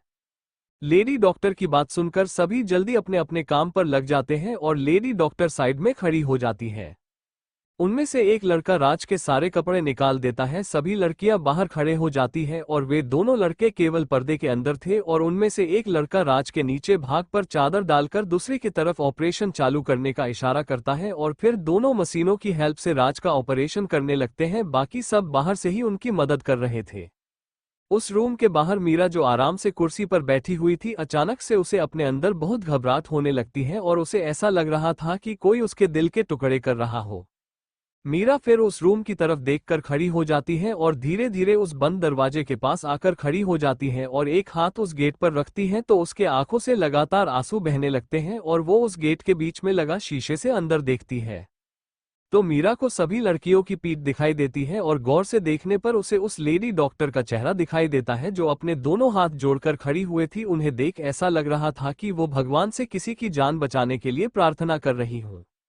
और फिर उसे एक नीले रंग की पर्दा और उसके पास राखी टेबल दिखाई देती है, जिसके ऊपर खून चढ़ने वाली बोतल टंगी हुई थी। ये सब देखकर मीरा को ज्यादा समय नहीं लगता है ये समझने में कि उसे राज के बारे में जो भी बताया गया है वो सच नहीं था, बल्कि कुछ बहुत और खतरनाक हो रहा है उसके राज के साथ।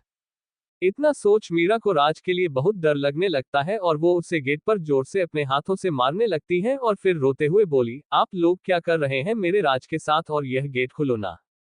मीरा की आवाज सुनकर वो लड़का जो आराम से अपने चेहरे के आगे न्यूज़पेपर करके पढ़ रहा था, वो एकदम से अपने चेहरे के आगे से उसे हटाकर मीरा को देखकर खड़ा हो जाता है और भागते हुए मीरा के पास आकर बोला, मैडम प्लीज आप शांत हो जाओ वरना।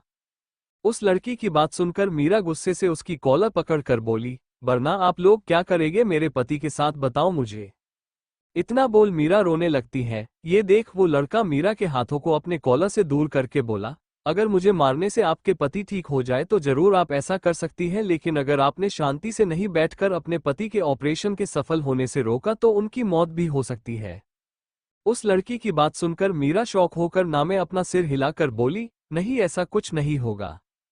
मीरा की बात सुनकर वो लड़का मीरा का हाथ पकड़कर उसे वापस कुर्सी पर बैठा देता है और फिर उसके सामने पानी का गिलास रखकर बोला, मैडम पहले आप पानी पी लीजिए और फिर मैं आपको बताता हूँ कि अंदर क्या चल रहा है और आपके पति को क्या हुआ है।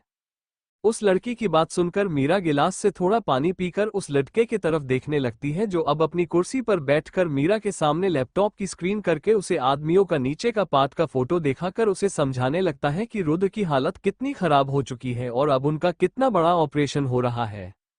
उस लड़की की बात सुनकर मीरा शॉक रह जाती है। वो लड़का फिर वापस लैपटॉप सही करके बोला, मैडम आपके पति ने हमें आपको ये बात बताने के लिए मना की थी, लेकिन आपकी यह हालत देखकर मैं आपको सब कुछ बता रहा हूँ कि उनके बचने के चांस बहुत कम हो चुके हैं। तभी मेरी माँ ने उनके इलाज के लिए इस शहर की बेस्ट डॉक्टरों की टीम बुलाई थी, ताकि थोड़े बहुत भी चांस है तो उन्हें बचाया जाए। इतना बोल वो लड़का मीरा की तरफ देखता है तो मीरा अब किसी मूर्ति की तरह शांत बैठी हुई थी, ना वो रो रही थी और ना कुछ बोल रही थी। उसे देखकर ऐसा लग रहा था कि उसका सब कुछ खत्म होने वाला हो। वो लड़का एक दो बार मीरा को आवाज लगाता है, लेकिन मीरा तो बस एक मूर्ति की तरह जम सी गई थी। ये देख वो लड़का अपना सिर पकड़ लेता है कि कहीं उसने मीरा को सच बता के कोई गलती तो नहीं की। तभी मीरा बिना अपने चेहरे पर कोई भाव लाकर बोली, क्या मेरे पति ने कहा था कि मुझे सच का पता ना चले? मीरा की बात सुनकर वो लड़का हाँ में सिर हिलाकर बोला, हाँ उन्होंने मेरी माँ को इसके लिए धमकी भी दी थी, अगर आपको सच का पता चला तो वो उन्हें छोड़ेंगे नहीं। उस लड़के की बात सुनकर मीरा के चेहरे पर एक कठोर मुस्कान आ जाती है और वो मन में बोली, आपने तो मुझे पराया ही कर दिया राज जी, क्या मुझे आपके बीमारी के बारे में जानने का हक भी नहीं था? मीरा के चेहरे पर आए भाव को देखकर वो लड़का बोला, मैडम शायद आपके पति आपसे बहुत प्यार करते हैं, तभी वो नहीं चाहते थे कि आपको ऑपरेशन का सच पता चले और आप अपने आप को उसके लिए दोषी माने। उस लड़की की बात सुनकर मीरा कुछ नहीं बोलती है, बस उस ऑपरेशन गेट की तरफ देखने लगती है। उसे इस बात का बहुत बुरा लगा कि राज उससे ये सब छुपाना चाहता था, लेकिन अभी उसके लिए उसका पति का सही होना जरूरी है, बाकी तो बाद में होता रहेगा। ये सोच मीरा फिर उस लड़के की तरफ देखकर बोली, मुझे अपने पति के लिए भगवान से प्रार्थना करनी है, क्या कोई मंदिर है यहाँ? मीरा की बात सुनकर वो लड़का शौक रह जाता है। यह औरत उसके समझ के तो बाहर है, जिसके चेहरे पर कभी अपने पति के लिए गुस्सा तो कभी इतना प्यार कि वो अपने पति के जान बचाने के लिए उससे मंदिर का पता पूछ रही है। उस लड़के को कुछ ना बोलता देख मीरा अपनी कुर्सी से खड़े होकर बोली, कोई बात नहीं, मैं खुद खोज लूंगी आसपास कोई मंदिर। मीरा की बात सुनकर वो लड़का खड़े होकर बोला, मैडम आप चाहें तो यही भगवान से प्रार्थना कर सकती है। वो लड़का एक तरफ लगी भगवान गणेश जी की मूर्ति को देखकर बोला। उस लड़के की बात सुनकर मीरा जो बाहर जाने वाली थी वो उस तरफ देखकर हाँ में सिर हिलाकर वहां जाकर अपने दोनों हाथ जोड़कर गणेश जी के चेहरे को नम आंखों से देखने लगती है और उनके आगे एक दिया भी जलाकर उसे गर्म हो रहे दिए को अपने हाथ में रखकर गणेश जी के आगे करके बोली, अब आपके हाथ में मेरी और मेरी पति की जान है, वरना यहाँ से दो लाश निकलेगी। मीरा को ऐसा करता देख और उसकी बात सुनकर वो लड़का शौक होकर मीरा के पीछे खड़े होकर बोला, मैडम यह आप क्या कर रही हैं और नीचे रखो उसे। तभी मीरा उसे हाथ दिखाकर शांत रहने का इशारा करके बोली, यह मेरी और इनके बीच को लड़ाई है, इसलिए तुम दूर ही रहना। मीरा की बात सुनकर वो लड़का अपने सिर के बालों को पकड़कर उन्हें जोर से खींचते हुए बोला, क्या पागल औरत है, इसके वजह से मैं जरूर पागल हो जाऊंगा। और फिर वापस जाकर अपनी कुर्सी पर बैठकर बोला, मुझे क्या करना इनसे, जब यह मेरी बात ही नहीं मान रही है तो मैं कर भी क्या सकता हूँ। इतना बोल वो वापस न्यूज़पेपर पढ़ने लगता है और मीरा को इग्नोर कर देता है। मीरा का इस चीज पर ध्यान ही नहीं था, वो बस एक टक गणेश जी को देखे जा रही थी और उसका हाथ गर्म दिए से लाल पड़ चुका था। राज के दादाजी का विला हॉल में सोफे पर एक बूढ़ा आदमी बैठा हुआ था और वो अपने हाथ में लिए न्यूज़पेपर को पढ़ रहे थे। और सामने वाले सोफे पर राज के पिता राजीव जी और उनके पास रवि की मां बैठी हुई थी। तभी राज के पिता के फोन पर किसी का कॉल आता है, जिसे सुन सभी उनके तरफ देखने लगते हैं। राजीव जी अपने फोन उठाकर देखते हैं तो उसमें एक जाना पहचाना नाम देखकर मुस्कुराते हुए कॉल रिसीव करके उनसे बातें करने लगते हैं। और फिर थोड़ी देर बात करने के बाद कॉल कट करके फोन को सामने टेबल पर रखकर अपने पिताजी की तरफ देखकर बोले, पिताजी वो फिर से नैना के पिता का फोन आया था और वो बोल रहे हैं कि अब उनके पास समय नहीं है और वो इंतजार नहीं कर सकते हैं। अगर हमने अब राज और नैना की शादी के लिए हाँ नहीं बोला तो वो उसकी शादी कहीं और कर देंगे। अपने बेटे की बात सुनकर राज के दादाजी थोड़ी देर सोचकर बोले, ठीक है तुम उन्हें हाँ बोल देना और मैं जाकर राजवीर से बात कर लेता हूँ उसके विला पर जाकर। अपने पिता की बात सुनकर राज की पिता गुस्से से बोले, वो होता कौन है ना करने वाला, अगर इस बार उसने हमारी बात नहीं मानी तो मैं सच में उससे अपना नाम वापस ले लूंगा। अपने बेटे की बात सुनकर राज के दादाजी बोले, वो बेटा है तेरा राजीव, कभी तो एक बाप की तरह सोच। लेकिन राजीव जी अपने पिताजी यानी मिस्टर सिंह की बात सुनकर उसे इग्नोर करके अपने सामने बैठी अपनी पत्नी को देखते हैं तो वो उन्हें गुस्से से घूरे जा रही थी। ये देख उनकी हालत खराब हो जाती है और फिर राजीव जी अपना एक हाथ बढ़ाकर रवि की मां का हाथ पकड़कर बोले, डार्लिंग तुम मुझसे नाराज हो क्या? रवि की मां अपना हाथ वापस लेकर राजीव जी को उंगली दिखाकर बोली, अगर वो गंदा खून मेरे घर में फिर से वापस आया तो मैं अपने बेटे के साथ आपको छोड़कर अपने भाई के पास चली जाऊंगी। अपनी पत्नी की बात सुनकर राजीव जी का चेहरा उदास हो जाता है। तभी राज के दादा धीरे से बोले, बीबी का चमचा कहीं का। लेकिन उनकी बात रवि की मां और राजीव जी दोनों ने सुन ली थी, जिससे रवि की मां बोली, दादाजी आपने कुछ बोला क्या? अपनी बहू की बात सुनकर राज के दादा मुस्कुराती हुए बोले, नहीं तो बहू भला मैं बोल भी क्या सकता हूं। इतना बोल वो शांति से अपने रूम की तरफ चले जाते हैं। लेकिन रवि की मां उन्हें गुस्से से देखती रहती हैं। तभी राजीव जी फिर से अपनी पत्नी का हाथ पकड़ने की कोशिश करते तो वो अपना हाथ पीछे करके गुस्से से उठकर अपने रूम में चली जाती है। ये देख राजीव जी गुस्से से अपना सिर पकड़कर बोले, मुझे क्या हुआ था उस समय जब मैंने इस डायन से शादी की थी? और फिर अपना फोन उठाकर नैना के पिता को एक मैसेज भेज देते हैं कि वो जल्द ही उनके घर आकर यह रिश्ता पक्का करते हैं। यह मैसेज भेजकर राजीव जी कुर्सी से खड़े होकर पीछे मुड़ते हैं तो वो सामने अपनी डायन पत्नी को देखकर शौक और डर से वो अपने दिल पर हाथ रख लेते हैं। सामने गुस्से में रवि की मां खड़ी थी और वो फिर वहां से अपने रूम में चली जाती है। ये देख राजीव जी रोनी सी शकल बनाकर बोले, आज फिर यह औरत मुझे जमीन पर सुलाएगी। यही सोच वो अपने रूम में चले जाते हैं। नैना का घर। नैना सोफे पर बैठी हुई थी और उसके सामने वाले सोफे पर उसके मम्मी पापा बैठे हुए थे और उसके पापा अपने फोन में अभी राजीव जी ने जो मैसेज उन्हें भेजा हुआ था उसे नैना को बता रहे थे, जिसे सुन नैना के चेहरे पर मुस्कान आ जाती है और वो सोचने लगती है कि जल्द ही उसकी और राज की शादी होगी और वो मीरा को राज की जिंदगी से हमेशा के लिए निकाल देगी। और यही सोच उसके चेहरे की खुशी डबल हो जाती है। लेकिन नैना के मम्मी पापा के चेहरे पर टेंशन थी कि कहीं उनकी बेटी की जिद उनका घर ही बर्बाद ना कर दे। नैना के मम्मी हिम्मत कर अपनी बेटी को देखकर बोली, नैना बेटी तुझे क्या मिलेगा उस आदमी से शादी करके जो पहले से ही शादीशुदा है। अपनी मां की बात सुनकर नैना के चेहरे पर मुस्कान आ जाती है और वो खुश होकर बोली, मां आप भूल गई ना कि राज मेरा पहला प्यार है और उसे पाने के लिए मैं किसी भी हद तक जा सकती हूं। अपनी बेटी की बात सुनकर नैना के मम्मी पापा निराशा में अपना सिर हिलाकर अपने रूम में चले जाते हैं। लेकिन नैना को इससे कोई फर्क नहीं पड़ता है, वो तो अपनी और राज की शादी के बारे में सोचकर खुश हुए जा रही थी। हॉस्पिटल में मीरा का हाथ इतना जल चुका था कि अब उससे खून निकले जा रहा था, लेकिन मीरा उस जलते दिए को छोड़ने को तैयार नहीं थी और ये देख वो लड़का अपना सिर पकड़कर मीरा के पास ही बैठा हुआ था।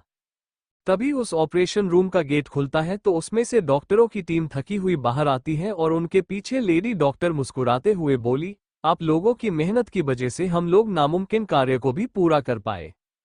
लेडी डॉक्टर की बात सुनकर उनमें से एक लड़का बोला, मना की मेहनत हमारी थी, लेकिन आप जैसा डॉक्टर होना भी उसके लिए बहुत जरूरी है जो समय समय पर हमको हमारा कर्तव्य याद दिलाए। उस लड़के की बात सुनकर सभी मुस्कुराने लगते हैं। तभी उनमें से एक लड़की बोली, मैडम वो औरत कहाँ है जिसके वजह से ये सब हुआ? उस लड़की की बात सुनकर लेडी डॉक्टर खली कुर्सी देखकर बोली, अरे ये दोनों कहाँ गए? मैंने अपने बेटे को उस लेडी का ध्यान रखने के लिए बोला था और अब देखो दोनों गायब है। तभी उनके पास खड़ी नज अपना टेढ़ा मुंह बनाकर बोली, कहीं वो मैडम अपने पति को छोड़कर किसी होटल में खाना खाने तो नहीं चली गई थी और साथ में आपके बेटे को भी ले गई होगी? पता नहीं उस आदमी ने इस जैसी औरत में क्या देखा जो उसके लिए अपनी जान देने चला था। उस नर्स की बात सुनकर लेडी डॉक्टर कुछ बोल पाती उससे पहले उसका बेटा साइड में बना मंदिर से निकलकर बाहर आते हुए बोला, मोम वो अपना हाथ जला रही है, प्लीज आप रोके उन्हें वरना उनका हाथ पूरा जल जाएगा। अपने बेटे को इतना घबराया हुआ देखकर और उसकी बात सुनकर लेडी डॉक्टर के साथ बाकी सब हैरान रह जाते हैं और वो लेडी डॉक्टर बिना एक मिनट के देर किए ही मंदिर के अंदर चली जाती हैं और उसके पीछे बाकी सभी जाने लगते हैं। लेडी डॉक्टर मीरा के हाथ को देखकर हैरान रह जाती हैं और फिर जल्दी से आगे बढ़कर उसके हाथ में रखे दिए को दूर फेंक देती है। मीरा जो बस सामने देख रही थी वो अपना चेहरा लेडी डॉक्टर की तरफ करके देखती है तो लेडी डॉक्टर मीरा के गाल पर एक थप्पड़ मारने को होती है, लेकिन फिर अपने गुस्से को कंट्रोल करके मीरा का हाथ पकड़कर बोली, तुम पागल हो क्या? तुम्हारे पति ने तुम्हें दर्द ना पूछे इसलिए अपनी जान खतरे में डाल दी और तुम अपना हाथ जला रही हो। अब जब उससे थोड़ी देर बाद होश आएगा और वो तुम्हारा जला हुआ हाथ देखेगा तो उसके दिल पर क्या बीतेगी? लेडी डॉक्टर की बात सुनकर मीरा रोते हुए उनके गले लगकर बोली, अपने क्यों रोका? खुद को मुझ जैसी औरत को मारना ही चाहिए जिसकी वजह से आज मेरी खुद के पति की यह हालत है। मीरा के ऐसा करने से लेडी डॉक्टर हैरान रह जाती है, लेकिन फिर प्यार से मीरा के सिर पर हाथ फेरते हुए बोली, अगर आपके पति मुझे सच नहीं बताते तो शायद मैं ऐसा ही करती। और फिर मीरा को खुद से अलग करके उसकी आंखों से आंसू साफ करके बोली, अगर तुम खुद को चोट पहुंचाने लगी तो वो आदमी जो अंदर रूम में थोड़ी देर बाद अपनी आंखें खुलेगा तो खुद को इसके लिए जिम्मेदार ठहराएगा और सोचेगा कि वो इससे अच्छा तो मर गया होता। लेडी डॉक्टर की बात सुनकर मीरा नामे सिर हिलाकर बोली, मुझे माफ कर दो मैडम, लेकिन इसे सही कर दो। अगर उन्होंने मेरा हाथ जला हुआ देख लिया तो मुझसे नाराज हो जाएंगे। मीरा रोनी सी शकल बनाकर लेडी डॉक्टर को देखकर बोली। उसकी बात सुनकर सभी के चेहरे पर मुस्कान आ जाती है। लेडी डॉक्टर मीरा को खड़े करके बोली, मैं कोशिश करती हूँ ये जल्दी ठीक हो सके। इतना बोल वो लेडी डॉक्टर मीरा को अपने साथ मंदिर से बाहर ले जाती है। मीरा को देख उन दो लड़कों में एक बोला, कुछ तो बात है इस लड़की में जिसके वजह वो आदमी को अपनी दर्द की परवाह भी नहीं थी। उस लड़के की बात सुनकर एक लड़की मुस्कुराते हुए बोली, वाहो विकी, तूने तो बड़ी गहरी बात बोल दी, कहीं तुझे उससे प्यार तो नहीं हो गया? विकी उस लड़की के सिर पर अपने हाथ से मारते हुए बोला, क्या कुछ भी बोले जा रही हो, और मुझे मरना थोड़ी है इस लड़की से प्यार करके जिसका पति इसके लिए पागल है। विकी की बात सुनकर सभी हंसने लगते हैं। तभी दूसरा लड़का बोला, कुछ भी कहो यार, लेकिन मुझे ये लड़की बहुत प्यारी लगी, काश हम पहले मिले होते तो जरूर मैं इसे अपना बना लेता। उस लड़के की बात सुनकर सभी शौक रह जाते हैं, लेकिन वो लड़का फिर हंसते हुए बोला, और आप लोग मुझे इस तरह क्यों देख रहे हैं यार, मैं बस मजाक कर रहा था। उस लड़के की बात सुनकर सभी राहत की सांस लेकर और फिर सभी हॉस्पिटल से बाहर चले जाते हैं। और इधर लेडी डॉक्टर मीरा के हाथ से पहले खून साफ करके और फिर उसके चोट पर दवा लगा रही होती है। तभी उनकी नज़र मीरा के चेहरे पर जाती है जो अपने हाथ की चोट को देखकर हुए रोनी सी शकल बना रही थी। ये देख वो लेडी डॉक्टर के चेहरे पर मुस्कान आ जाती है और मीरा के चोट पर पट्टी बांधकर बोली, अब क्यों डर रही हूँ? ये तुम्हें अपना हाथ जलाने से पहले सोचना चाहिए था कि तुम्हारा पति इस देखकर क्या बोलेगा। लेडी डॉक्टर की बात सुनकर मीरा बोली, वो मुझे लगा ऐसा करने से भगवान जल्दी मेरी प्रार्थना सुन लेंगे और राज जी को ठीक कर देंगे। मीरा की बात सुनकर वो लेडी डॉक्टर अपने कुर्सी पर बैठकर बोली, और ऐसा हुआ भी तभी तो हमें ऑपरेशन में कोई प्रॉब्लम नहीं हुई थी। Thank you for listening. मुझे उम्मीद है आपको यह स्टोरी पसंद आई होगी। अगर आपको पसंद आई है तो प्लीज लाइक और कमेंट करना ना भूलें और मोर स्टोरीज के लिए सब्सक्राइब करें। मिलते हैं नेक्स्ट वीडियो में।